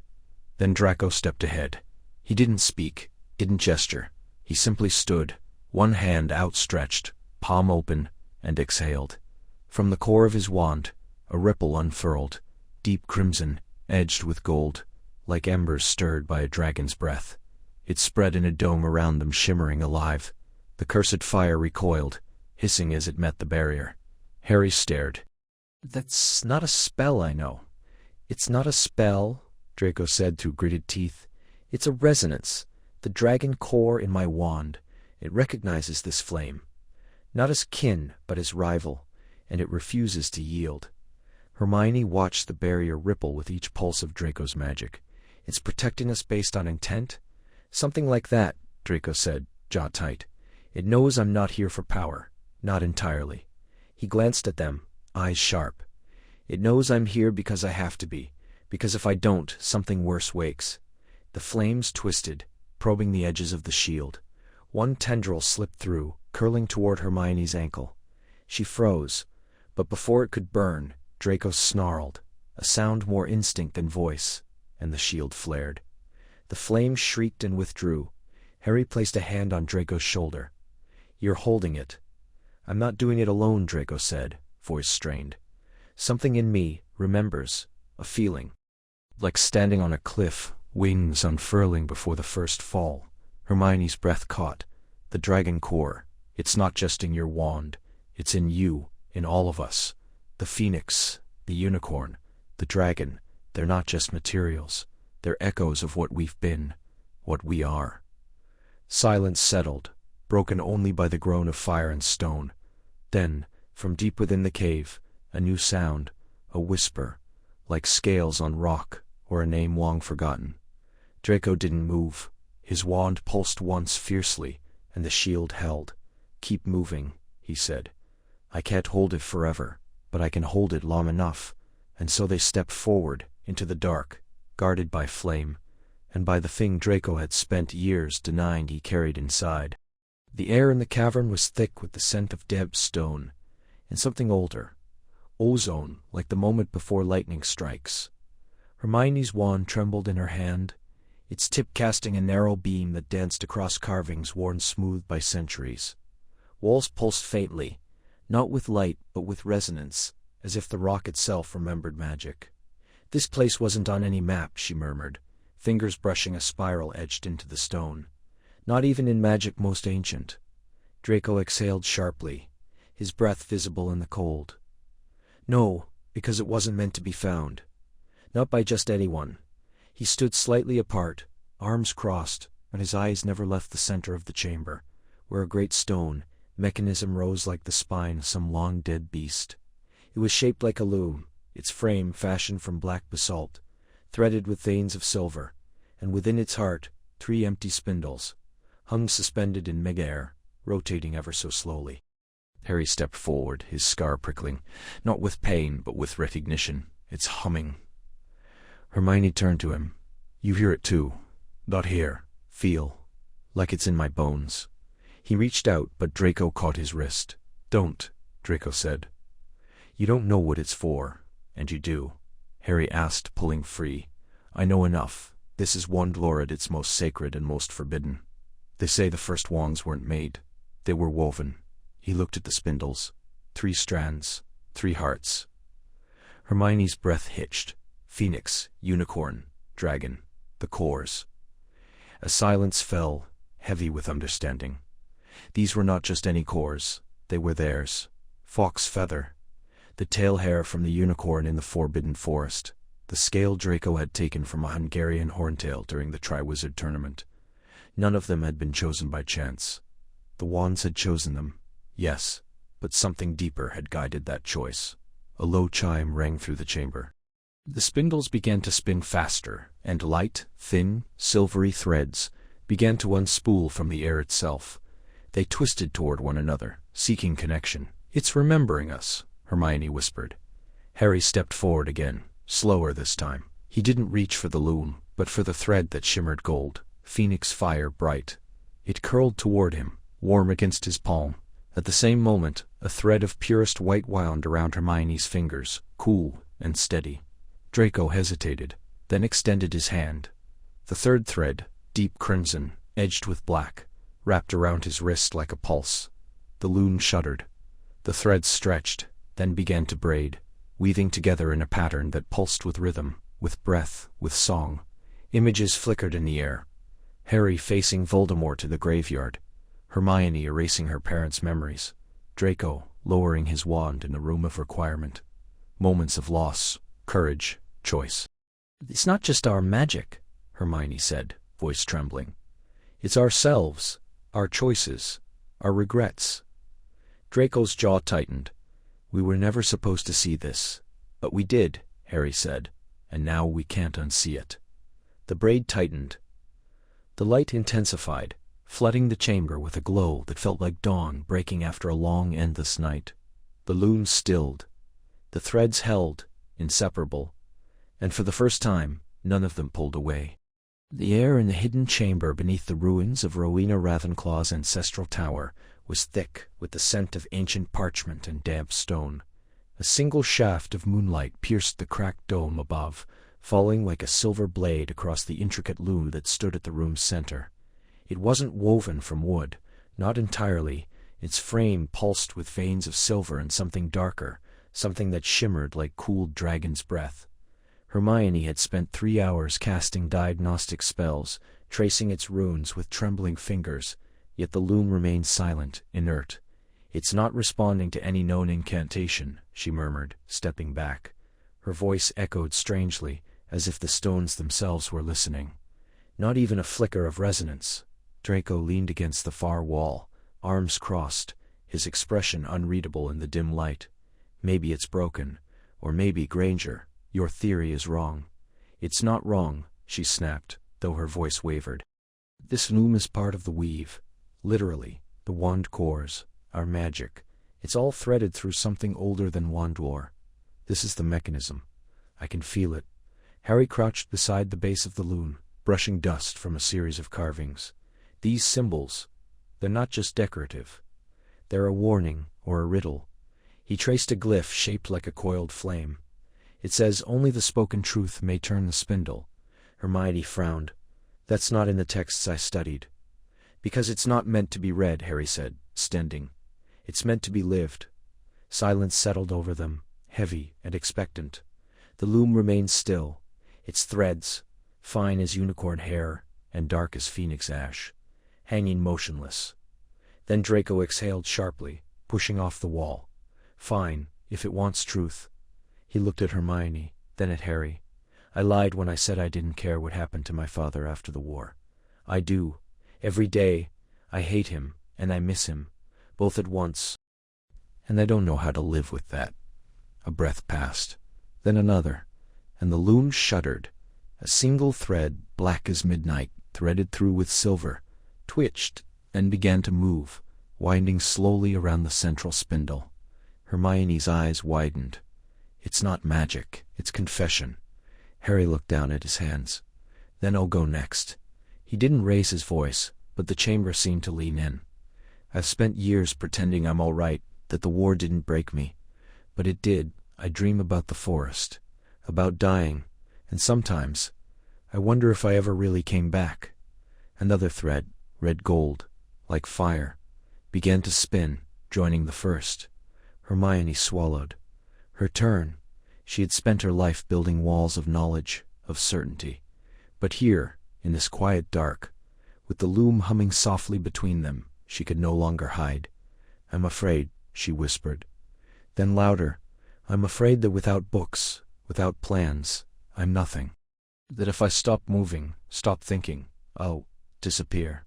Her voice cracked. "And I'm afraid that maybe Draco was right about me all along, that I'm too rigid, too cold." Draco flinched. "But the loom." The loom sang. Threads erupted into motion, silver, gold, crimson, and a fourth, unexpected hue, deep and warm as chestnut, winding together in a pattern that pulsed with light. The air filled with a low harmonic hum, like 1,000 voices whispering in unison. Hermione stared, tears slipping down her cheeks. "It's not choosing one of us, it's weaving us, together." Draco stepped forward, his voice rough. "I didn't mean it, not all of it. You're the strongest person I've ever known, Hermione, even when you're terrified." She looked at him, really looked. And for the first time she believed it. The loom spun on, its pattern unfolding like a story not yet finished. The wind slipped through the cracked stones of the abandoned wand-maker's sanctum, like a secret too long kept, carrying with it the scent of damp earth and old ash. Moonlight pooled on the floor in fractured slivers, illuminating the 3 figures seated in a loose triangle, their wands resting before them like offerings. The air hummed, not with spellwork, but with the weight of what had gone unsaid for years. Hermione exhaled, her breath forming a pale cloud in the cold. "I should have come back sooner," she said, not looking up. "After the war. After everything. I thought if I just kept moving, kept rebuilding, kept proving I was useful, I could outrun the guilt." Harry watched her fingers tremble slightly as they curled around her wand. "Guilt," Harry, wistful low. "For leaving," she whispered. "For choosing books over people. For not seeing, really seeing, how much you both were hurting. I thought I was helping by organizing memorials, by drafting legislation, but I wasn't here. Not when Ron needed me, not when you did." Her voice cracked. "I thought logic could fix grief. It couldn't." Silence settled thick and tender. Then Draco spoke, his tone stripped of its usual edge. "I stayed," he said, "and that was worse." Harry glanced at him, surprised. "My father lost everything. My mother. She stopped speaking for nearly a year, and I stood beside them every day, wearing the Malfoy name like a shroud, pretending I had earned it. He paused, staring at the Dragoncore wand. His, yet not his. Not truly. I didn't protect them. Not really. I followed orders when I should have defied. I stayed silent when I should have screamed. And when the chance came to change, I didn't know how. Hermione looked at him then, really looked. You came back to the castle, she said softly. In the final battle. You didn't have to. No, he admitted. But I came for me, not for anyone else. I wanted to survive with my soul still attached. That's not heroism. That's desperation. The phoenix feather in Harry's wand glowed faintly, a pulse like a heartbeat. He closed his eyes. I thought dying was the bravest thing I could do, he said. But living, that's been harder. I see Sirius in every alley. I hear my mum's voice in quiet rooms. And Ginny. He stopped. Go on, Hermione urged, gentle. I loved her, Harry said, but I kept pulling away. Because I was afraid I'd fail her, like I failed everyone else. So I let her go, and now, sometimes I wonder if I was protecting her, or just myself. Draco let out a breath, almost a laugh. We're a mess, the three of us, aren't we? Hermione said, a sad smile touching her lips. All these years, I thought if I could just understand magic, if I could decode every spell, every law, every creature, I'd finally feel in control. But this, she gestured to the wands, their cores softly resonating in unison. This isn't about control. It's about connection. And I've spent my life afraid of that. Harry opened his palm, letting his wand rest there. Maybe we've all been trying to outrun the same thing, he said. The fear that we're not enough, that we've already lost too much. Draco looked at him, then at Hermione. And yet, he said slowly, the wands chose us. Not once, but again, through this new material, this fusion, as if our magic knows something we don't. Maybe it does, Hermione whispered. Outside, the wind stilled. The three cores pulsed once, in perfect time. A harmony not forced, but found. No spell had been cast, yet something had shifted, not in the world, but within them. Harry leaned forward. We can't change the past, he said, but we don't have to carry it alone anymore. Draco nodded just once. Hermione reached out, not touching, but offering her hand between them. After a breath, Harry covered it with his. Then Draco, hesitantly, placed his on top. No incantation, no wand movement, just warmth. And the quiet understanding that what bound them wasn't blood, or war, or even magic. It was the courage to say, finally, I was wrong, I was afraid, I am still here. The air in the hidden chamber beneath the ruins of Ilvermorny was thick with the scent of old stone and damp earth, laced faintly with something sharper, ozone, like the moment before lightning strikes. 3 figures stood in a loose triangle, wands drawn, breathes shallow. Harry's grip was firm, but his fingers trembled just enough to betray the unease coiled in his chest. Hermione exhaled slowly, eyes fixed on the ancient loom before them. A skeletal frame of petrified wood and silver thread, half buried in moss and centuries of silence. Draco stood apart, posture rigid, his wand held at a slight angle, as if he expected betrayal from the very air. This is madness, he said, voice low. You actually believe this? Contraption will tell us anything. It's not just a contraption, Hermione replied without looking at him. It's a resonance engine, one of the oldest forms of wand lore. It doesn't read magic, it remembers it. Harry glanced at her. And you're sure this will work with our wands? That it'll show whatever it is we're connected by? I'm not sure of anything, she admitted, but the texts mentioned a trinity of cores, phoenix, unicorn, dragon, bound not by ownership, but by choice, by consequence. And that sounds like us. A silence settled, heavy and expectant. The loom creaked faintly, though there was no wind. Right, Harry said. Let's do it. They raised their wands in unison, tips pointing toward the center of the loom. Harry's holly and phoenix feather hummed faintly, as if recognizing something long forgotten. Hermione's vine wood, with its delicate core of unicorn hair, glowed a soft silver at the edges. Draco's hawthorn, once cracked and repaired with dragon heartstring, pulsed with a deep coppery warmth. The moment their magic touched the lue's dormant threads, the chamber stirred. A ripple passed through the air, soundless, but felt in the bones. The silver filaments of the lue shivered, then lifted, drifting like seaweed in an unseen current. One by one they began to weave themselves, not with hands, but with light. Harry gasped. From the tips of their wands strands of magic, alive and shimmering, spilled forth, not red, nor blue, nor green, but a color that had no name. It twisted like smoke, yet held the substance of silk, converging at the heart of the loom. The three streams wound around one another, not fighting, not merging, but braiding. Phoenix fire, laced with unicorn grace, dragon strength binding them both. "It's alive," Hermione whispered. The braid pulsed, once, twice, then sang. A single pure note filled the chamber, resonating in their skulls, in their ribs, in the very marrow of their being. Harry felt it first in his scar, a dull warmth, not pain, but recognition. Then came the memories, not in images, but in feeling. A forest at dawn, snow underfoot, the weight of a boy on his back, a classroom flooded with golden light, a girl's voice reading aloud, a trembling hand reaching out in a hospital wing, not in friendship, but in something quieter, something unresolved. Draco staggered. "Stop it." But no one moved. The loom wove faster. The song deepened. The braid thickened, now glowing like a living constellation. And then, clear as breath on glass, a whisper rose from the threads, not in words, but in intent. "You were never chosen by your wands," it seemed to say. "You chose each other." Hermione's breath caught. "That's impossible.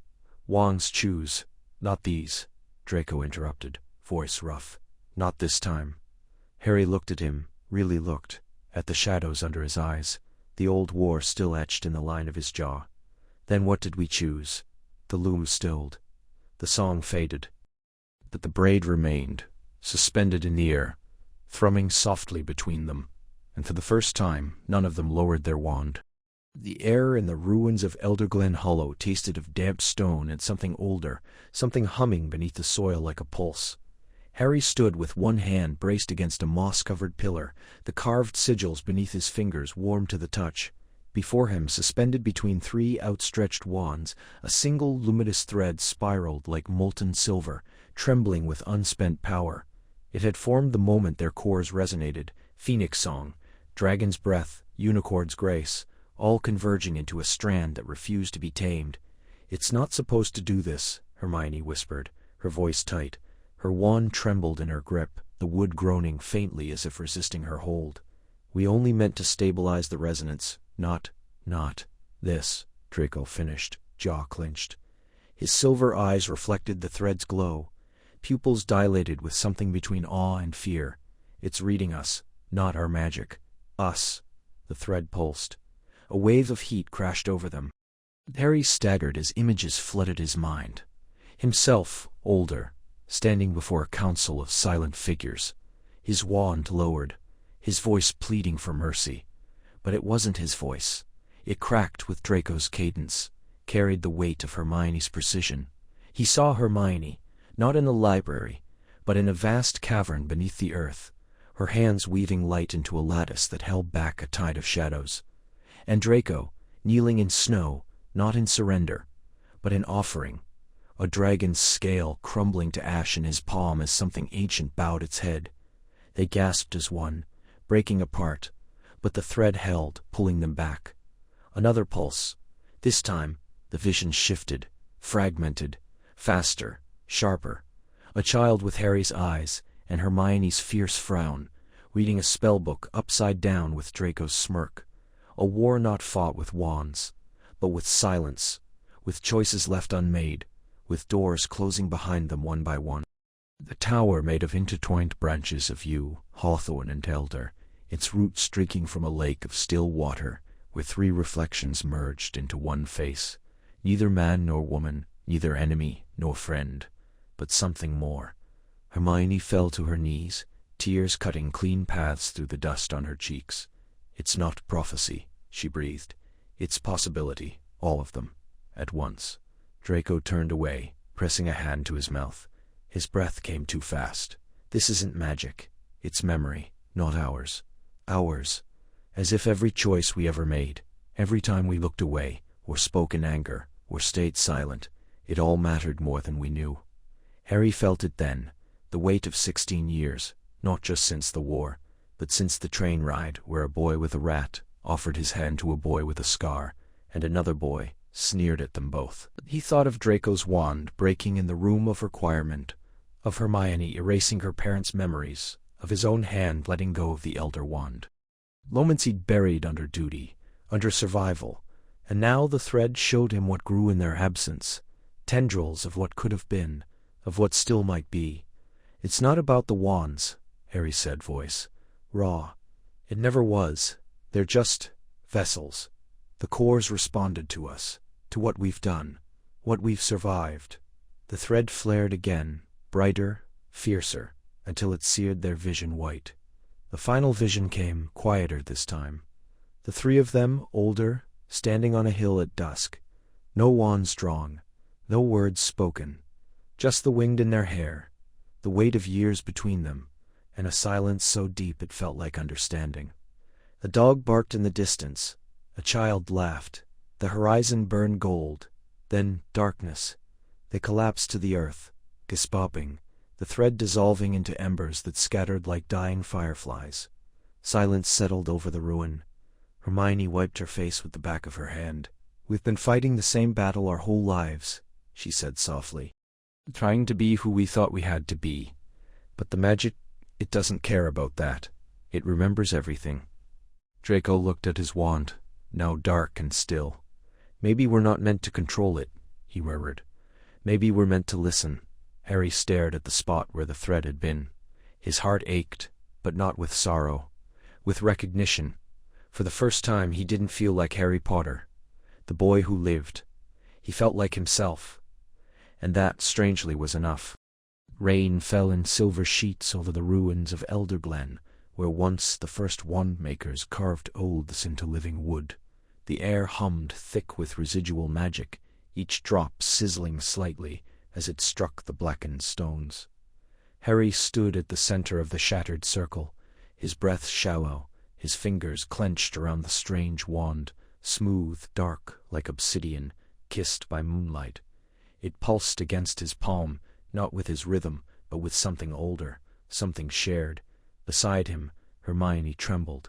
Her usually precise movements were frayed at the edges, her hands twitching as if strings pulled them.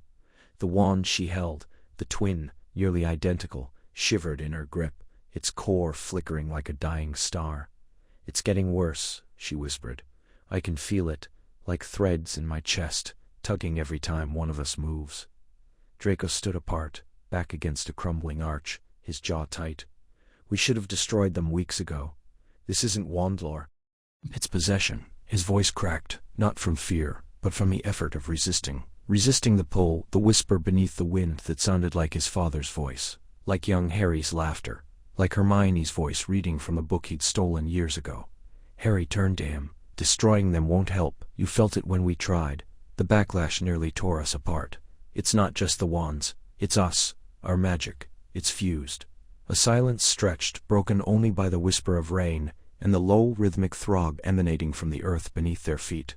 The cores, phoenix, unicorn, dragon, had chosen them not by chance, but by echo, not imitation, resonance. Their lives, their choices, their scars, each had carved a path that led here, to this convergence. Hermione stepped forward, her boots splashing in the pooled water. "There's a ritual," she said slowly, eyes distant, as if reading from a text only she could see. "An unraveling, not destruction, but separation. It requires all three of us to willingly release the bond, but the cost, we'll pay it," Harry said. "Whatever it is." Draco laughed, bitter and sharp. "You always say that, Potter, but you don't know what it means to lose a part of yourself you didn't even know was yours." He looked down at his hands. "I've spent years trying to be rid of who I was. Now you're asking me to give up something I never asked for. But somehow, feels like home." The wind shifted. A low moan rose from the stones, and the ground trembled. The wands flared, red, gold, silver. 3 lights spiraling upward, weaving into a column that split the sky. Ghosts flickered at the edges of vision. A boy with a broken nose, a girl with a time-turner, a young man casting a curse he'd regret for decades. "We don't have a choice," Hermione said, voice steadying. "If we don't do it now, the bond will consume us. We'll stop being ourselves. We'll just be the spell." Harry nodded. He reached out, not for a wand, but for their hands. Hermione took his without hesitation. Draco hesitated, only a breath, but then stepped forward, his cold fingers closing around theirs. The circle sealed. They began the ritual in silence, then in whispers, then in voices that were not quite their own. Words in no-nom-tum, ancient, aching. The earth cracked. Light poured from their chests, from their eyes, from the wands now lying forgotten in the mud. The connection unraveled, not with a snap, but with a sigh, like a long-held breath finally released. And then nothing.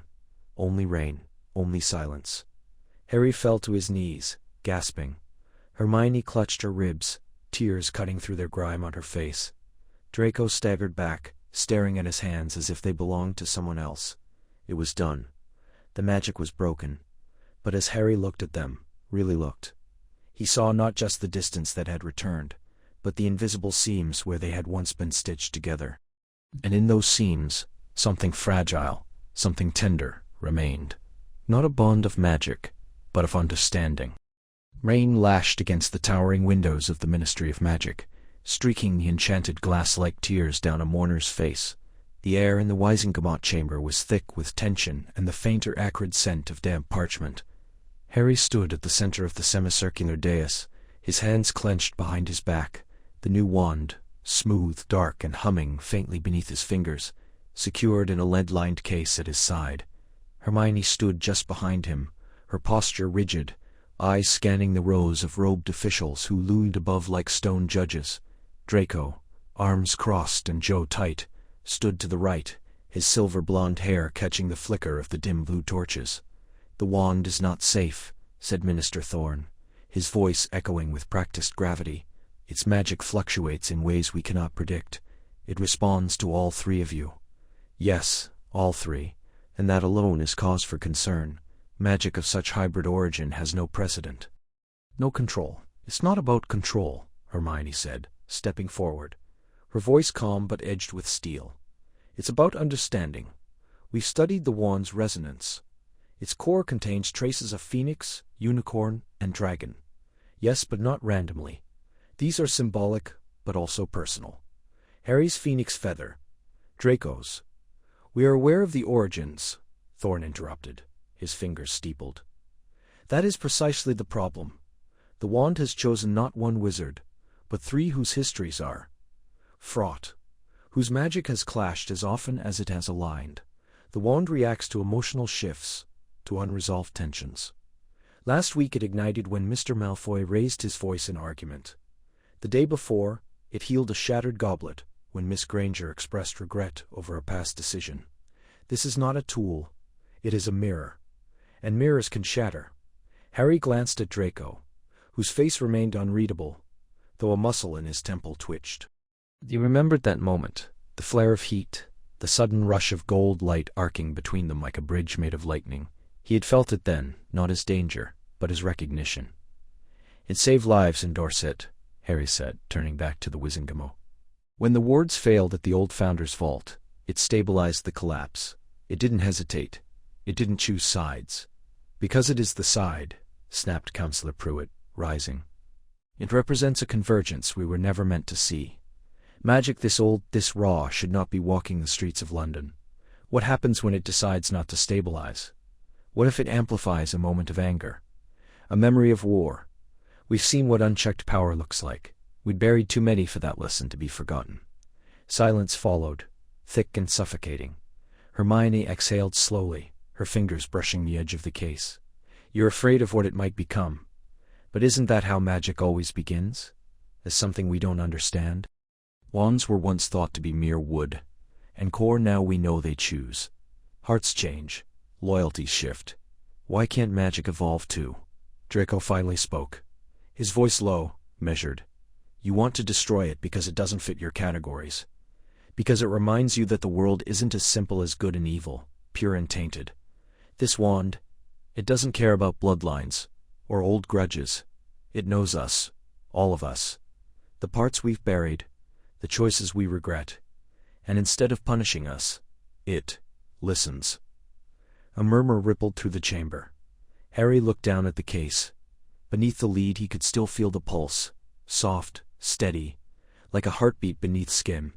He thought of the dreams he'd had lately, not of Voldemort, not of war, but of a forest bathed in silver light, where 3 paths converged beneath a single tree, roots tangled deep in the earth. If we destroy it, he said, we're not eliminating danger. We're rejecting something that's trying to tell us who we've become. The room held its breath. Then Thorn leaned forward. The vote will be taken. Immediate dissolution of the wand under ministry supervision. No appeals. Hermione's hand found Harry's. Draco didn't move, but his eyes for the first time met theirs, and the wand in its case gave one quiet, defiant throb. Rain tapped against the arched windows of the abandoned wand-maker's workshop. In Godric's hollow, a steady rhythm that matched the tension in the room. Dust clung to every surface, undisturbed for decades, but the air hummed faintly, as if the walls themselves remembered magic. At the center of the room, resting on a slab of blackened oak, lay the wand, slender, dark, its surface etched with veins of silver that pulsed like a slow heartbeat. Draco stood closest to it, his fingers hovering just above the wood, not quite touching. His breath came measured, controlled. It's not just a wand, he said, voice low. It's a convergence, phoenix, unicorn, dragon, the trinity of cores. If it falls into the wrong hands, it won't just be dangerous, it'll be catastrophic. Hermione turned from the bookshelf she'd been rifling through, arms full of brittle tomes bound in faded leather. Then we study it, properly. One lore this ancient doesn't just appear without a pattern.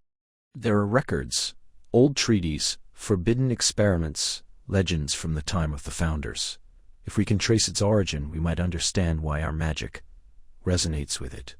Our magic? Harry asked, stepping forward, his hand brushing the scar on his forehead absently. You mean your magic and mine, but his? Since when do we count Malfoy in that equation?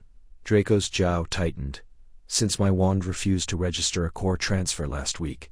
Since the moment we touched this thing, and all 3 of us felt it, like a thread snapping taut between us. You felt it too, Potter. Don't pretend otherwise.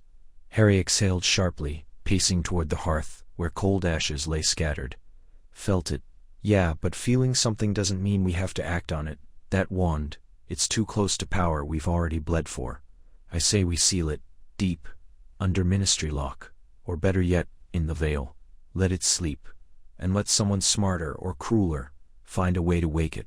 Hermione snapped. She dropped the books onto a nearby table with a thud. You can't just bury knowledge, Harry, not when it's tied to us, don't you see? This isn't just about protection or research. It's about why us, why now, why these cores, symbols, yes, but also echoes. The phoenix reborn from fire, the unicorn's purity, the dragon's unbroken will. That's not coincidence. That's alignment. Draco glanced at her, something like reluctant respect in his eyes. She's not wrong. My father once told me, not that I trusted half his words, that some magic isn't made, it's remembered. That certain artifacts only awaken when the right souls cross paths. This wand, it knew us before we touched it. Harry turned, his green eyes shadowed. And if it chooses one of us, what then? Last time something chose me, I spent a year running from a madman. I don't want to be chosen again. Silence settled, thick with memory. The rain softened to a whisper. Hermione stepped closer, her voice gentler now. No one's asking you to be a hero, Harry, but we can't ignore this. Not when the wand responded to all 3 of us. Your defiance, Draco's pride, my stubborn need to know. It's not about destiny, it's about what we do now. Draco crossed his arms. I'm not letting it out of my sight. If you want to study it, fine, but it stays with me. I'll guard it. And if you're tempted, Harry asked, not unkindly. If it whispers to you in the dark, you've walked that edge before. Draco's gaze didn't waver. So have you, so has she, but we're still here. That counts for something. Hermione looked between them, then placed her hand over the wand, not grasping it, just resting her palm above its pulse. A faint warmth rose, soft as breath. The silver veins brightened, just for a moment. "It's not asking to be owned," she murmured. "It's asking to be understood." Harry stared at her hand, then slowly, reluctantly, placed his own above it. After a long pause, Draco did the same, 3 hands. The magics. One quiet hum beneath the wood. The rain kept falling, and somewhere, deep in the earth, something ancient stirred. The fire in the hearth had burned low, casting long, wavering shadows across the stone walls of the abandoned wand-maker's tower. Outside, the wind howled through the cracks in the ancient masonry, carrying with it the scent of damp earth and distant lightning.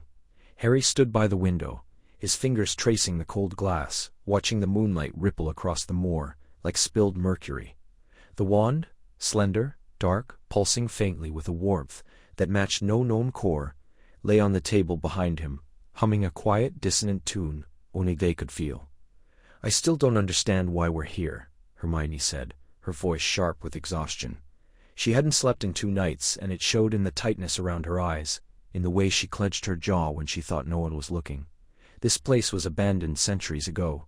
There's nothing left but dust and echoes." Draco leaned against the far wall, arms crossed, his pale hair catching the last embers of the fire. "Oh, please. You spent the last week quoting wand lore like it's scripture. Don't pretend you don't believe in echoes." "I believe in facts," she snapped, turning toward him. "Not folklore, not omain. We're chasing a myth, a rumor, because our wands started acting strange. That doesn't mean the world's rewriting itself." Harry turned from the window. "But they are connected, Hermione. You felt it when we cast together at the Standing Stones, all 3 of us. The magic didn't just combine, it recognized us." She hesitated. A flicker of something, fear perhaps, passed over her face.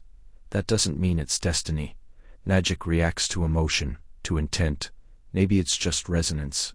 "Resonance?" Draco let out a short, bitter laugh. "You're really going to stand there and tell me you didn't feel that? Like something opened, like a door we weren't meant to see." The room fell still. Even the fire seemed to hold its breath. Hermione looked down at her hands. "I felt it," she whispered. "It was like remembering a dream I never had." Harry stepped closer. "Then why are you fighting it?" "Because I'm afraid," she burst out, the words tearing free like they'd been trapped too long. "Afraid that if this is real, if our magic is truly tied together, then everything I've done, everything I've believed, has been a lie. That I haven't been in control, that none of us have." Draco pushed off the wall, his voice low. "None of us wanted this, Granger. I didn't ask for my wand to start singing when you cast a shielding charm. I didn't ask to feel Potter's pulse in my bones every time we're near that cursed thing." "It's not a curse," Harry said, but his voice wavered. "Isn't it?" Draco's eyes were silver in the dark, flint and storm. 3 cores, 3 lives, 1 spell that shouldn't exist. Sounds cursed to me." Hermione shook her head. "It's not about power. It never was. It's about balance, like the old stories. The phoenix for sacrifice, the unicorn for purity, the dragon for rage. And us, we're not any one thing. We're all of it, all tangled together." Silence again. Then softer, Harry said. "Maybe that's not a bad thing." Draco scoffed, but there was no heat in it. "You always were too sentimental, and you're too afraid to believe in anything that doesn't come with a guarantee. That's rich, coming from the man who spent half his life running from his fate." "I didn't run," Harry said, stepping forward. "I fought, every step, and I'm still fighting, but maybe this isn't something to fight." Hermione looked between them, her breath unsteady. "Maybe it's something to carry."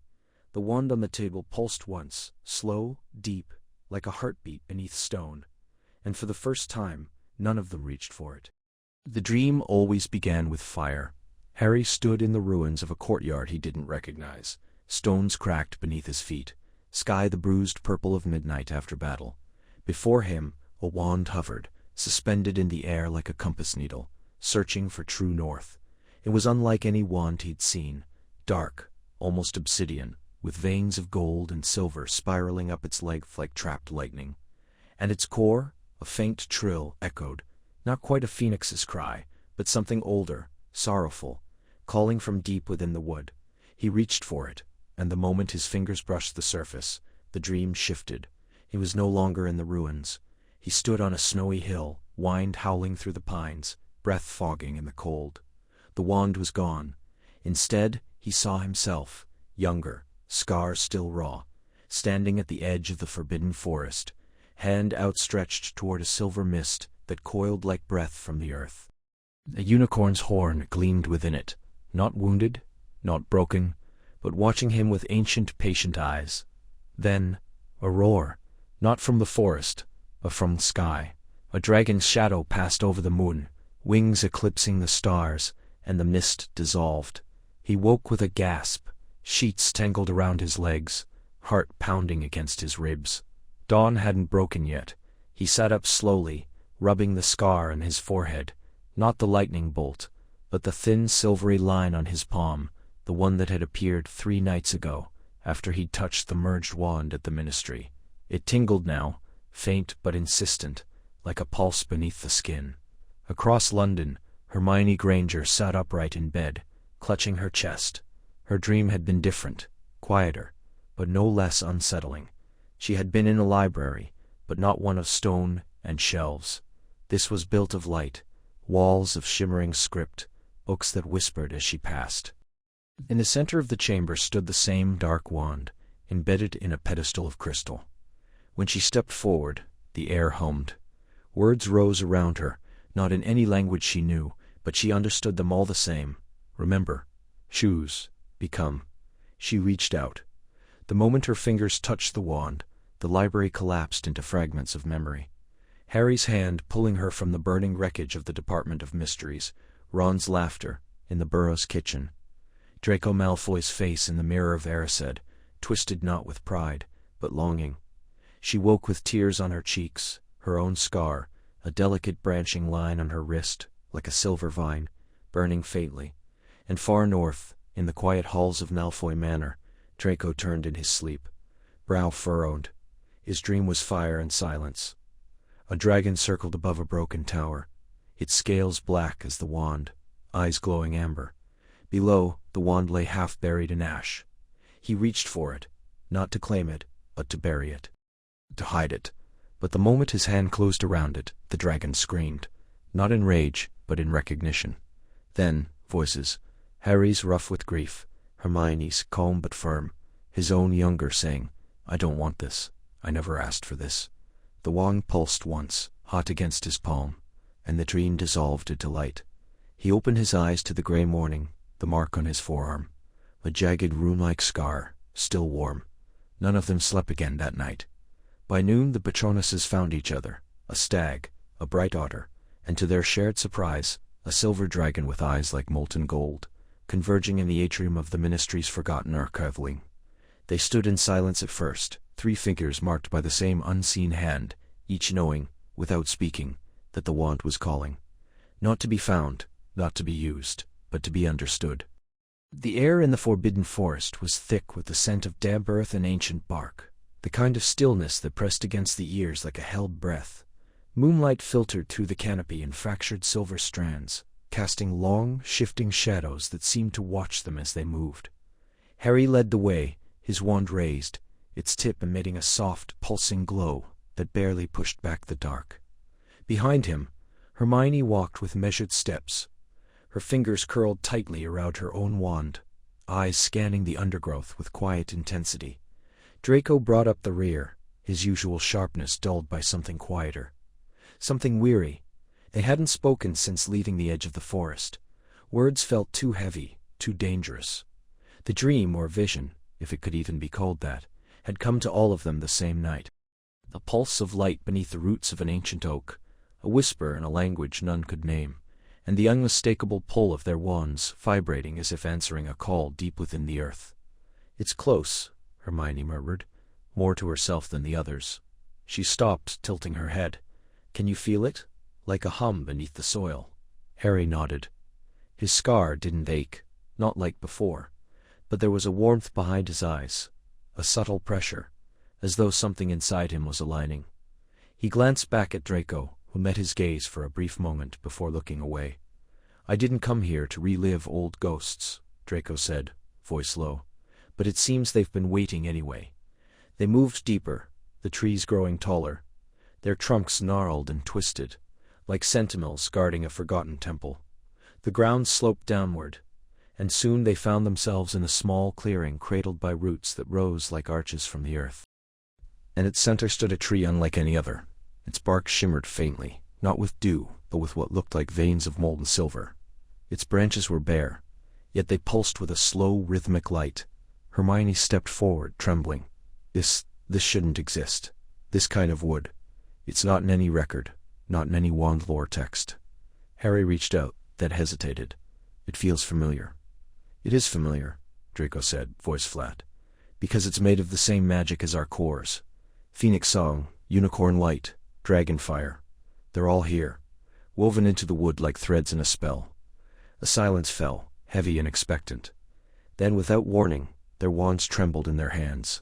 One by one they rose slightly, as if drawn by an unseen force. Harry's holly wand sparked with gold. Hermione's vine wood flared with white light. Draco's hawthorn trembled, emitting a deep crimson glow. The tree responded. Roots split the earth, curling upward to form a circle around them. The air shimmered, and suddenly images flickered in the space above the tree, not memories, not dreams, but something deeper. A young Harry, trembling in the cupboard under the stairs, whispering spells into the dark. Hermione, clutching her first wand on the train, heart pounding with both fear and wonder. Draco, standing in his father's study, staring at the dark mark etched into the family tapestry, feeling something break inside him. This isn't just about the wands, Hermione whispered, tears in her voice.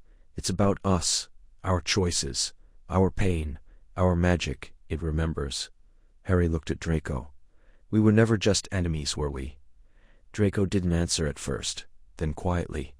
No, we were always something else. Something, bound.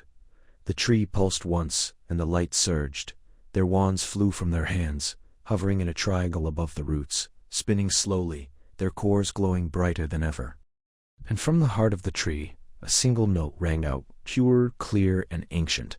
It was a song of beginnings, of endings, of three lives tangled by fate now offered a choice, to pull apart or to listen.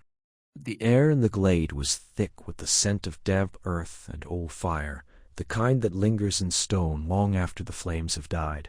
Above, the canopy had parted like a wound in the sky, allowing moonlight to spill down in silver pools around the circle of standing stones. Each stone bore carvings, twisted runes that pulsed faintly, as if breathing. In the center the wand lay suspended, not hovering, but cradled in nothing, its core shimmering like a caged star. Harry stood at the northern arc, his fingers brushing the rough edge of his wand. It trembled in his grip, not with fear, but recognition. He could feel it, the pull in his chest, like a thread wound tight between his ribs and the artifact in the center. He glanced to his right. Hermione stood with her eyes closed, lips moving in silent recitation of the incantation from the ancient text they'd pieced together in the ruins beneath Dire Hollow. Her breath fogged in the cold, and her hands were steady, though her knuckles were white around her wand. Draco stood opposite, arms crossed, jaw tight. He didn't want to be here. None of them did, not really, but the wand had chosen them. 3 wands, 3 lives, 3 magics that had over time and war and choice bled into something neither of them could name. When Hermione had first spoken the ritual, the wand had flared with light, red as fire, silver as moonlight, gold as dragon's breath, and the voice, if it could be called that, had not spoken in words, but in memory. Harry's first spell, Hermione's scream in the Department of Mysteries, Draco's hand trembling as he lowered his wand in the Room of Requirement. "It's time," Hermione said. Opening her eyes, they were bright. Too bright. "The alignment is right. The moon is above the Heartstone. We have to do this now." Harry nodded. "You're sure it won't kill us?" Draco cut in. "No, I'm not sure. But if we don't do it, the magic will unravel on its own. And when it does, it won't be pretty. You've felt it, haven't you? The dreams, the spells going wrong, the way your wand heats up when you're near one of us." Harry exhaled.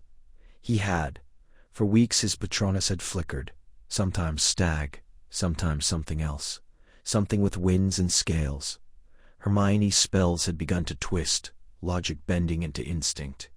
And Draco had stopped sleeping altogether. They stepped forward, one by one, forming a triangle around the floating wand. Hermione raised her wand, then Harry, then Draco, each touching the tip to an invisible boundary in the air. A hum rose from the stones, low at first, then building, a psalm without voice, ancient and hungry. "By fire that remembers," Hermione began, voice steady, "we call what was divided. By bone that once broke," Harry continued, heart pounding, "we name what was lost. By blood that refused to spill," Draco finished, his voice quieter, rougher, "we return what was taken." The wand surged, light erupted, not outward, but inward, collapsing into a single point before bursting again in a wave that knocked them to their knees. The glade vanished. For a moment there was only memory. Harry saw himself, small, standing in the cupboard, magic sparking in his palms like trapped lightning. Hermione, alone in a library, tracing the word mudblood in frost on the window. Draco, kneeling beside his father's trial robe, whispering, "I'm sorry." And then, the chorus, a phoenix cry, a unicorn's silver tear, the roar of a dragon in flight, not separate, not opposed, woven. They gasped back into the world, trembling. The wand now rested on the moss, dark, silent. The stones had gone still. But something had changed. Harry looked at his hand. The scar on his palm, the one from Umbridge's quill, glowed faintly, like embers under skin. Hermione touched her chest, where her time-turner had once hung. "I can feel it," she whispered. "Not just my magic, yours too, like threads." Draco didn't speak. He stared at his wand, now humming softly, its wood darker, as if stained by shadow and light both. The binding was done. They were no longer three wands. They were one spell. The wind whispered through the broken arches of the old wand-maker's sanctuary, a ruin nestled deep in the black forest, where centuries of magic had seeped into stone and root. Moonlight pooled on the moss-covered floor, fractured by the shadows of ivy-wound pillars. Harry stood with his back to the others, fingers tracing the grooves of a half-buried inscription, runes that pulsed faintly, like a heartbeat beneath the earth. The wand in his pocket, the one made of the strange silver-black wood, hummed against his thigh, a constant restless presence. Hermione sat cross-legged near the altar stone, her wand tip glowing softly as she scanned the residual magic in the air. "It's not just the cores," she said quietly. "It's the way they've been bound, like someone didn't just combine them, but mirrored them. As if the wand is looking for us." Draco leaned against a crumbling column, arms folded, face half in shadow, where someone wanted us bound to it. Willingly or not. A silence settled, thick with things unsaid. They had been chasing answers for weeks, through forgotten libraries, through dreams that felt too much like memories, through the quiet, growing ache of a connection they couldn't deny. But tonight, under the cold clarity of a winter moon, evasion felt pointless. Harry turned. "I keep dreaming of the forest," he said. "The one where I let the doe lead me to the sword. I see it again, but this time, it's not a doe, it's a unicorn. And it's bleeding. I try to reach it, but the water's too deep, and my wand, it won't answer." Hermione exhaled. "I dream of fire, a library, but not Hogwarts. Somewhere older. I'm trying to save the books, but they burn faster than I can carry them. And when I turn, there's a dragon curled around a central pillar, eyes open, watching me. It doesn't attack, it just waits, like it knows I'll fail." Draco looked up, his voice lower than Meg ever heard it. "I dream of the manor, the night we were captured, but I'm not in the drawing room, I'm in the cellar, and I hear her, my mother, whispering through the door. Only when I call out, it's not her voice that answers. It's a phoenix, singing a lullaby, and I wake up terrified that I wanted to stay." The confession hung in the air, raw and trembling. Harry stepped forward. "I'm afraid I'm not who I'm supposed to be anymore. Not the hero, not even the man I thought I was. Every time I use that wand I feel less alone, and that scares me, because I've spent so long carrying things by myself. I don't know how to stop." Hermione's eyes glistened. "I'm afraid of irrelevance, that all the knowledge, all the books, all the plans, None of it matters if magic isn't something you can control. If it's not logic, but resonance. If the wand chooses not just the wizard, but the bond between them. Then what am I? Just a piece of something bigger. I don't understand. Draco pushed off the column. I want forgiveness, he said, not looking at them. Not from the world, from you two. Not because I deserve it, but because I need to know it's possible. That someone who spent so long on the wrong side can still belong somewhere, even if it's only in the echo of a shared spell. Harry closed his eyes. I don't want to need you, he whispered. But I do, and I don't want to admit it, because needing people means they can leave, or die. I want to trust, Hermione said. Not facts, not proof. Just trust. That we're not being manipulated. That this connection isn't a trap. That we're allowed to matter to each other, even now. Draco looked at them both. Really looked. For the first time in years. Then maybe that's the magic, he said. Not the wands. Not the cores. Us. The not knowing. The trying anyway. The wand in Harry's pocket flared once. Warm. Not hot. And for the first time it didn't feel like a demand. It felt like an answer.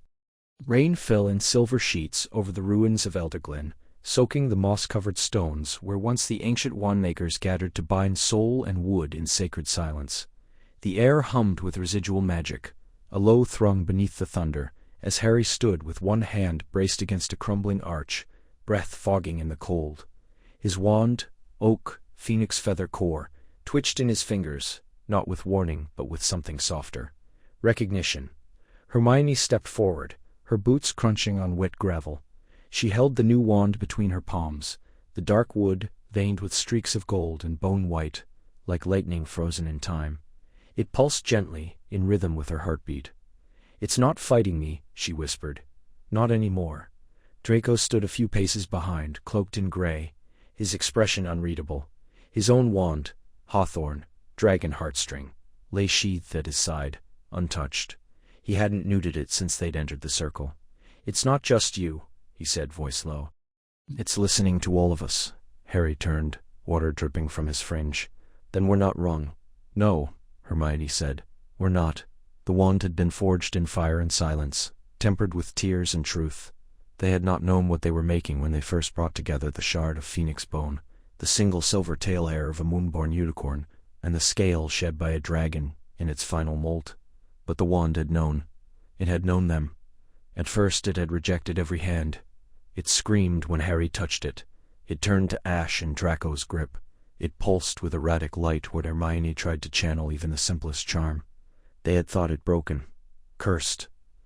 A mistake born of desperation.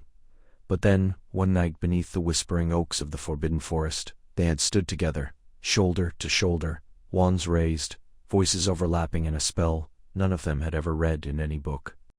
A wordless incantation, born of memory and something deeper, the echo of a bond they had spent years avoiding, and the wand had stilled. It had not chosen one, it had chosen them. Now, standing in the heart of Elderglen, where the old magic still remembered the language of balance, the wand began to glow. Not red, not blue, not the violent clash of opposing forces, but a soft, steady white like dawn breaking over snow. Hermione exhaled, and the light danced across her fingers. It's not about dominance, she said, more to herself than the others. It's about harmony, like counterpoints in a song. Draco stepped forward, slowly, eyes fixed on the wand. All my life I was taught. That magic is power. That strength comes from control, from being stronger than the next man. He looked at Harry, then at Hermione. But this doesn't care who's strongest. It only cares that we're here, together. Harry nodded. Like the Elder Wand, it wasn't about mastery. It was about surrender. The wind stilled. The rain slowed to a hush. The wand rose from Hermione's hands, suspended in the air, turning slowly as if breathing. Threads of light unfurled from it. 3 strands, golden, silver, and crimson, reaching out, not to bind, but to connect. One brushed Harry's chest, warm as a remembered spell. Another curled around Draco's wrist, gentle as an apology. The third settled in Hermione's palm, humming like a lullaby. No words were needed. Memories flickered, not forced, not painful, but present. Harry, standing between them during the final battle, not as enemy or ally, but as something in between. Draco, lowering his wand in the room of requirement, not in defeat, but in choice. Hermione reaching back for both of them, even when they didn't deserve it. The magic didn't rewrite the past. It accepted it, and in that acceptance the wand settled.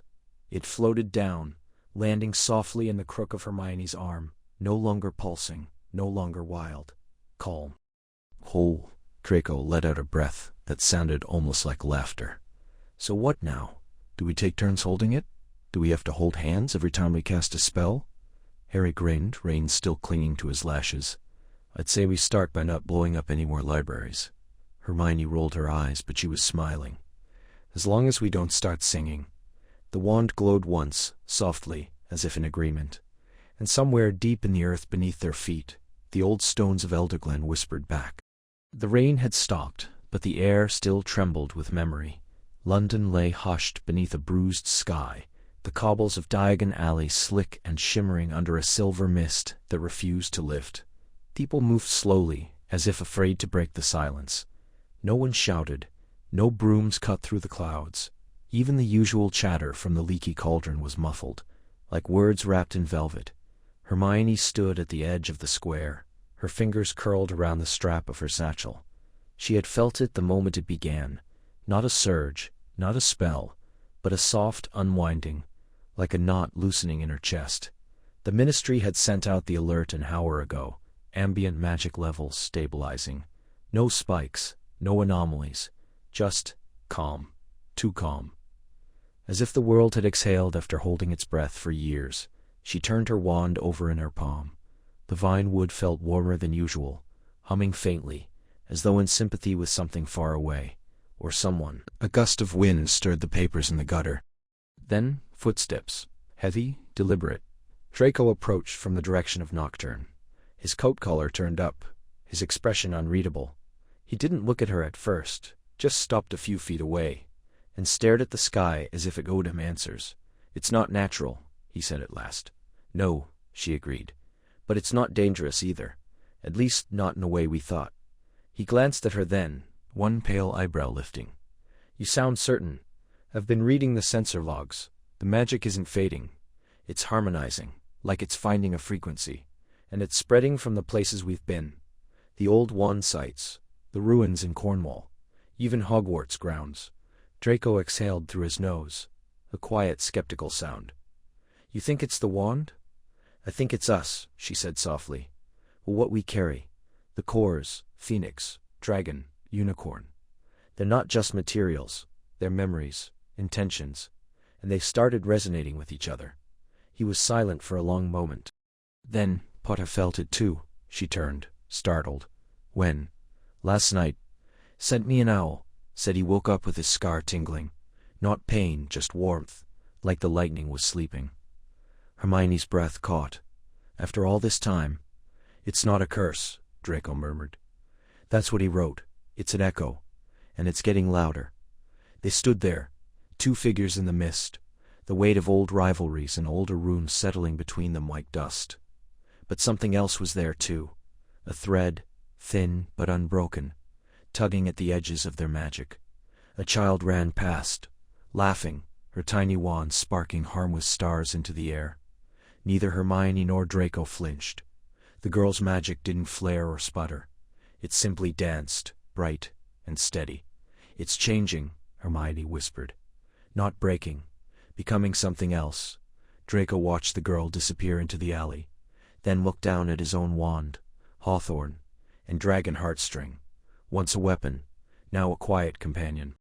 "We spent so long believing magic had to be controlled, measured, predicted. And now?" she asked. "Now it's teaching us to listen." A silence fell, not uncomfortable, but full, like the space between heartbeats. Somewhere in the distance, a church bell rang once.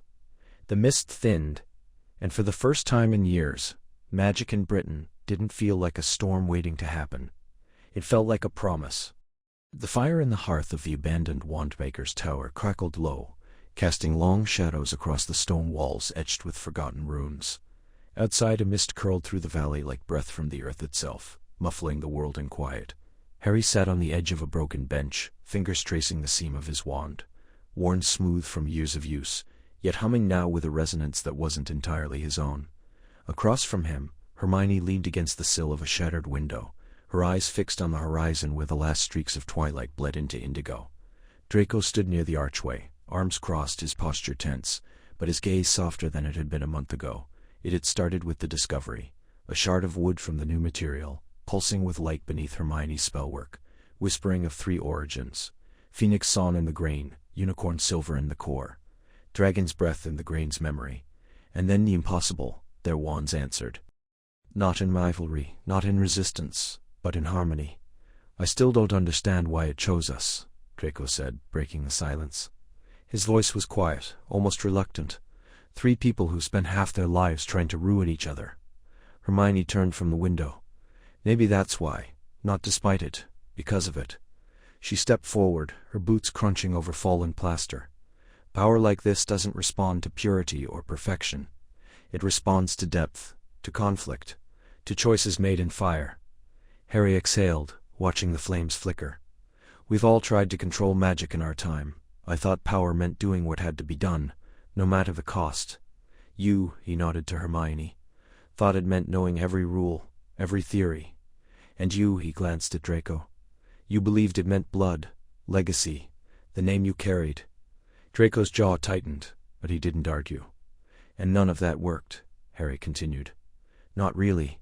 The wand didn't respond to mastery. It responded when we stopped trying to dominate it. When we stopped trying to dominate each other. The silence settled, not heavy, but full, like the pause between heartbeats. Hermione sank to the floor, her back against the wall. I spent so long believing that if I just understood something completely, I could fix it. But this isn't about understanding in the way I thought. It's not equations or incantations. It's about listening. To the magic. To each other. Draco uncrossed his arms and walked to the hearth. He didn't sit, but his shoulders dropped, as if releasing a weight he hadn't known he carried. I used to think connection was weakness. That need, for people, for trust, made you vulnerable. But this magic, it doesn't hide from vulnerability. It flows through it. Harry looked at his wand again, then at them. When we fought together, not as allies by necessity, but as people who finally saw each other, that's when the wand woke up. Not when I cast the strongest spell, not when you recited the oldest more, he said, glancing at Hermione, or when you finally threw away your father's ideals, he added, meeting Draco's eyes. It woke when we stopped pretending we were whole on our own. Outside, the mist thinned. A single star blinked into view above the hills. Hermione smiled faintly. Maybe the magic was never meant to be controlled. Maybe it was meant to reflect us, not who we were, but who we could become. Draco looked at the star, then at the 2 of them. And maybe, he said, voice barely above a whisper, the wand wasn't made from pieces of phoenix, unicorn, and dragon. Maybe it was made from pieces of us. The fire dimmed, but the air remained warm. No spells were cast. No ancient doors opened. But in that quiet, something shifted, not in the world, but within. Connection, not mastery. That was the strength they'd overlooked. That was the spell they'd finally learned. Rain fell in silver sheets over the ruins of Elderglen Hollow, washing the moss from ancient stone and stirring the air with the scent of wet iron and old parchment. Hermione stood at the edge of the broken archway, her fingers tracing the carvings etched into the lintel, spirals that pulsed faintly under her touch, responding not to her wand, but to something deeper, something older. She exhaled slowly, watching her breath curl into the mist. This place remembered magic before wands, before the bloodlines, before the weight of names like Potter, Granger, Malfoy. Here, the earth remembered how to speak. She had chosen this path, not the ministry, not the academy, not even the quiet life of teaching at Hogwarts. She wanted to understand the roots, the why behind the threads that now bound her magic to Harry's, to Draco's, as if their lives had been plaited together by some unseen hand. The wand, the one forged from that strange, nameless wood found beneath the roots of the elder tree, had cracked open something in all of them. It wasn't just power that had been shared, it was memory, emotion, a quiet ache that lingered in the bows. Harry had gone east to the mountains near the Black Sea, where old dragon cults once whispered spells into the wind. He didn't say much before he left, only that he needed to stand where fire had first touched the sky, that maybe if he listened long enough, he'd hear the echo of the dragon's heart, the core that had flared to life in his chest the night the wand first hummed in his palm. He didn't speak of Voldemort, not aloud, but Hermione saw it in the way his fingers curled around his wand when the nightmares came. This journey was not about power, it was about release, and Draco had vanished into the northern woods, beyond the reach of owl or spell tracking. Last she'd heard, he'd been seen near the remains of the Malfoy ancestral grove, where a single unicorn had once allowed him to touch its horn. That moment, buried beneath years of pride and war, had surfaced again for the wand's magic. The unicorn's core had summoned him pure and unbroken, and it had shattered something. He didn't write, he didn't answer. But Hermione knew, he wasn't running. He was remembering. She pressed her palm flat against the stone. The carvings flared, not bright, but warm, like coals beneath ash. A whisper curled through the rain, not in words, but in feeling. You were never meant to carry it alone. Tears pricked her eyes, not from sorrow but from clarity. All these years she had believed that knowledge could shield her, that if she read enough, studied enough, prepared enough, she could control the chaos of magic, of war, of loss. But this was different. This wasn't about control, it was about acceptance. The phoenix, the dragon, the unicorn, they weren't just cores, they were reflections. Harry with his fire and sacrifice, Draco with his fragile purity masked as arrogance, and her, the one who sought truth, who believed in bonds, even when they hurt. A small, weathered book slipped from her coat pocket, her mother's journal, filled with half-remembered folk tales and sketches of forgotten symbols. She had found it weeks ago, tucked beneath a floorboard in her childhood home. On the last page, in her mother's careful hand, magic chooses not the wand, but the heart that refuses to break. Hermione closed her eyes. The rain softened. Somewhere, far away, a phoenix sang, not in grief, not in triumph, but in recognition. And for the first time in years she let herself believe that some things were not meant to be solved, only lived. The thread between them pulsed like a slow, steady heartbeat, not in their hands, but deeper, somewhere beneath the ribs, where magic and memory tangled. It had been 6 weeks since the Veil and the Department of Mysteries had trembled at their approach, whispering in a language none of them fully understood. And since then, the golden thread that bound their wands had never truly faded.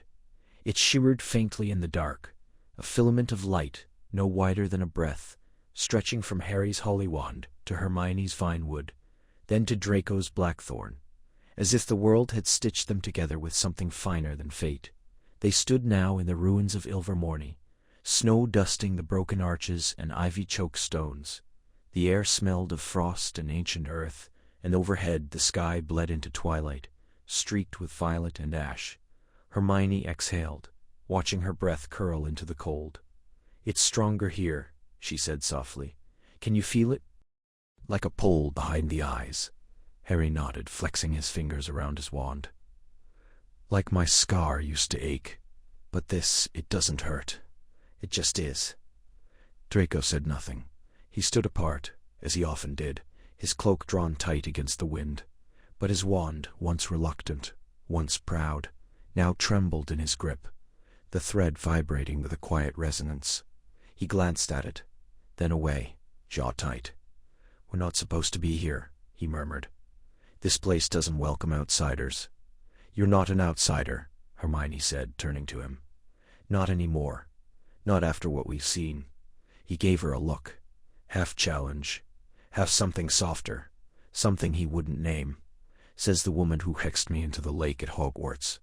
She almost smiled. "You were being insufferable, and you were insufferably right." Harry watched them, the old tension and newer understanding passing between them like a current. They had fought, bled, and buried too much to pretend the past didn't linger. But the magic between them, this strange shared pulse, had begun to reshape the silence. It wasn't friendship, not yet, but it was something honest. A gust of wind stirred the ruins, and the thread flared, golden, then deep blue, then silver, reacting to something beneath the stones. Hermione stepped forward, wand raised. There's something buried here. Not a wand, but a memory. A record. Harry felt it then. A whisper. In Parseltum. Not in his ears but in the thread itself, coiling like smoke. He closed his eyes. Images flickered. 3 figures standing in firelight. Their wands joined at the tip, voices chanting in unison. One carried a phoenix feather. Another, a unicorn hair. The third, a dragon heartstring, not just cores, but essences, willingly given. They bound themselves, Harry whispered. Not by accident, not by war, by choice. Draco's voice was low. To protect something, or someone.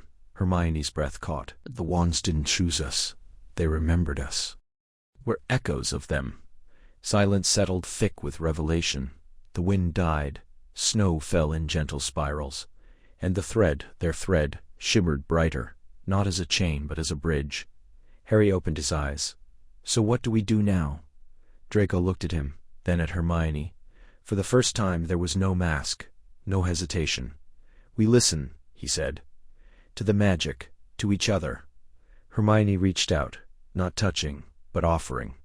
Harry took her hand. After a breath, Draco placed his over theirs. The thread blazed, not in warning, but in welcome.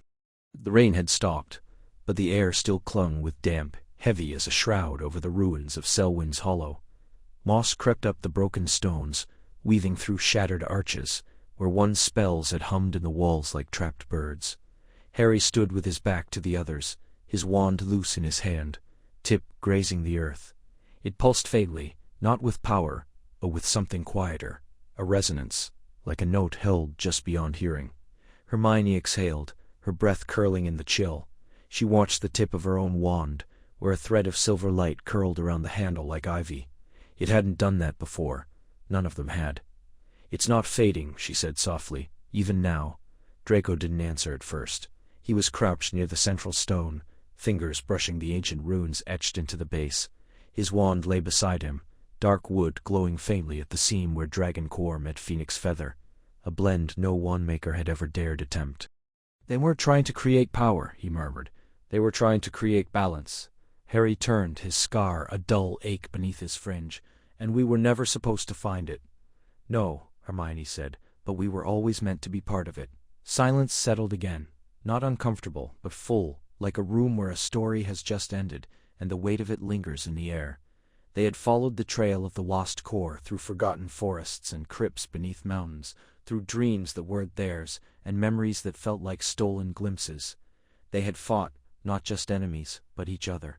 Words sharper than curses, old wounds reopened by magic that remembered their pain, but in the end the wand had not chosen one of them.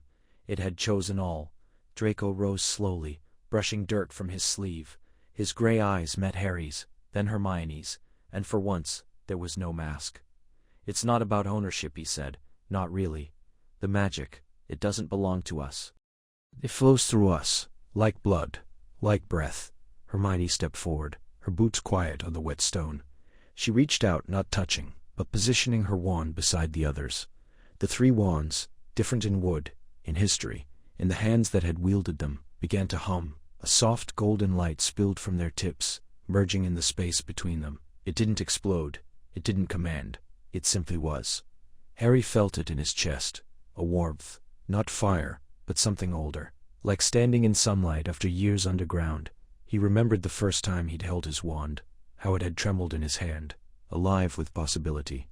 He had thought then that it was his, a tool, a weapon, a part of him. But now he understood. It had never been his. It had only ever been given. We spent so much of our lives fighting for control, Hermione whispered. Over magic, over fate, over each other. And now? Draco asked, voice low. Now, she said, we let go. The light grew, not blinding, but deepening, like dusk turning to twilight. It wrapped around them, not binding, but holding. For the first time, Harry didn't feel the weight of being the boy who lived. Hermione didn't feel the need to know everything. Draco didn't feel the need to prove anything. They were just 3 people, standing in the ruins, held together by something they couldn't name, and that was enough. When the light faded, the wands were quiet. No glow, no pulse. Just wood and core and memory. But something had changed. Harry picked up his wand. It felt familiar, and yet different, lighter, as if it no longer carried the weight of a destiny. Draco slid his into his coat, glancing at the others. "So what now?" Hermione smiled, faint but true. "We live." And for the first time, they walked away not as enemies, not as reluctant allies, but as people who had touched the same magic, and found, in its quiet center, a kind of peace.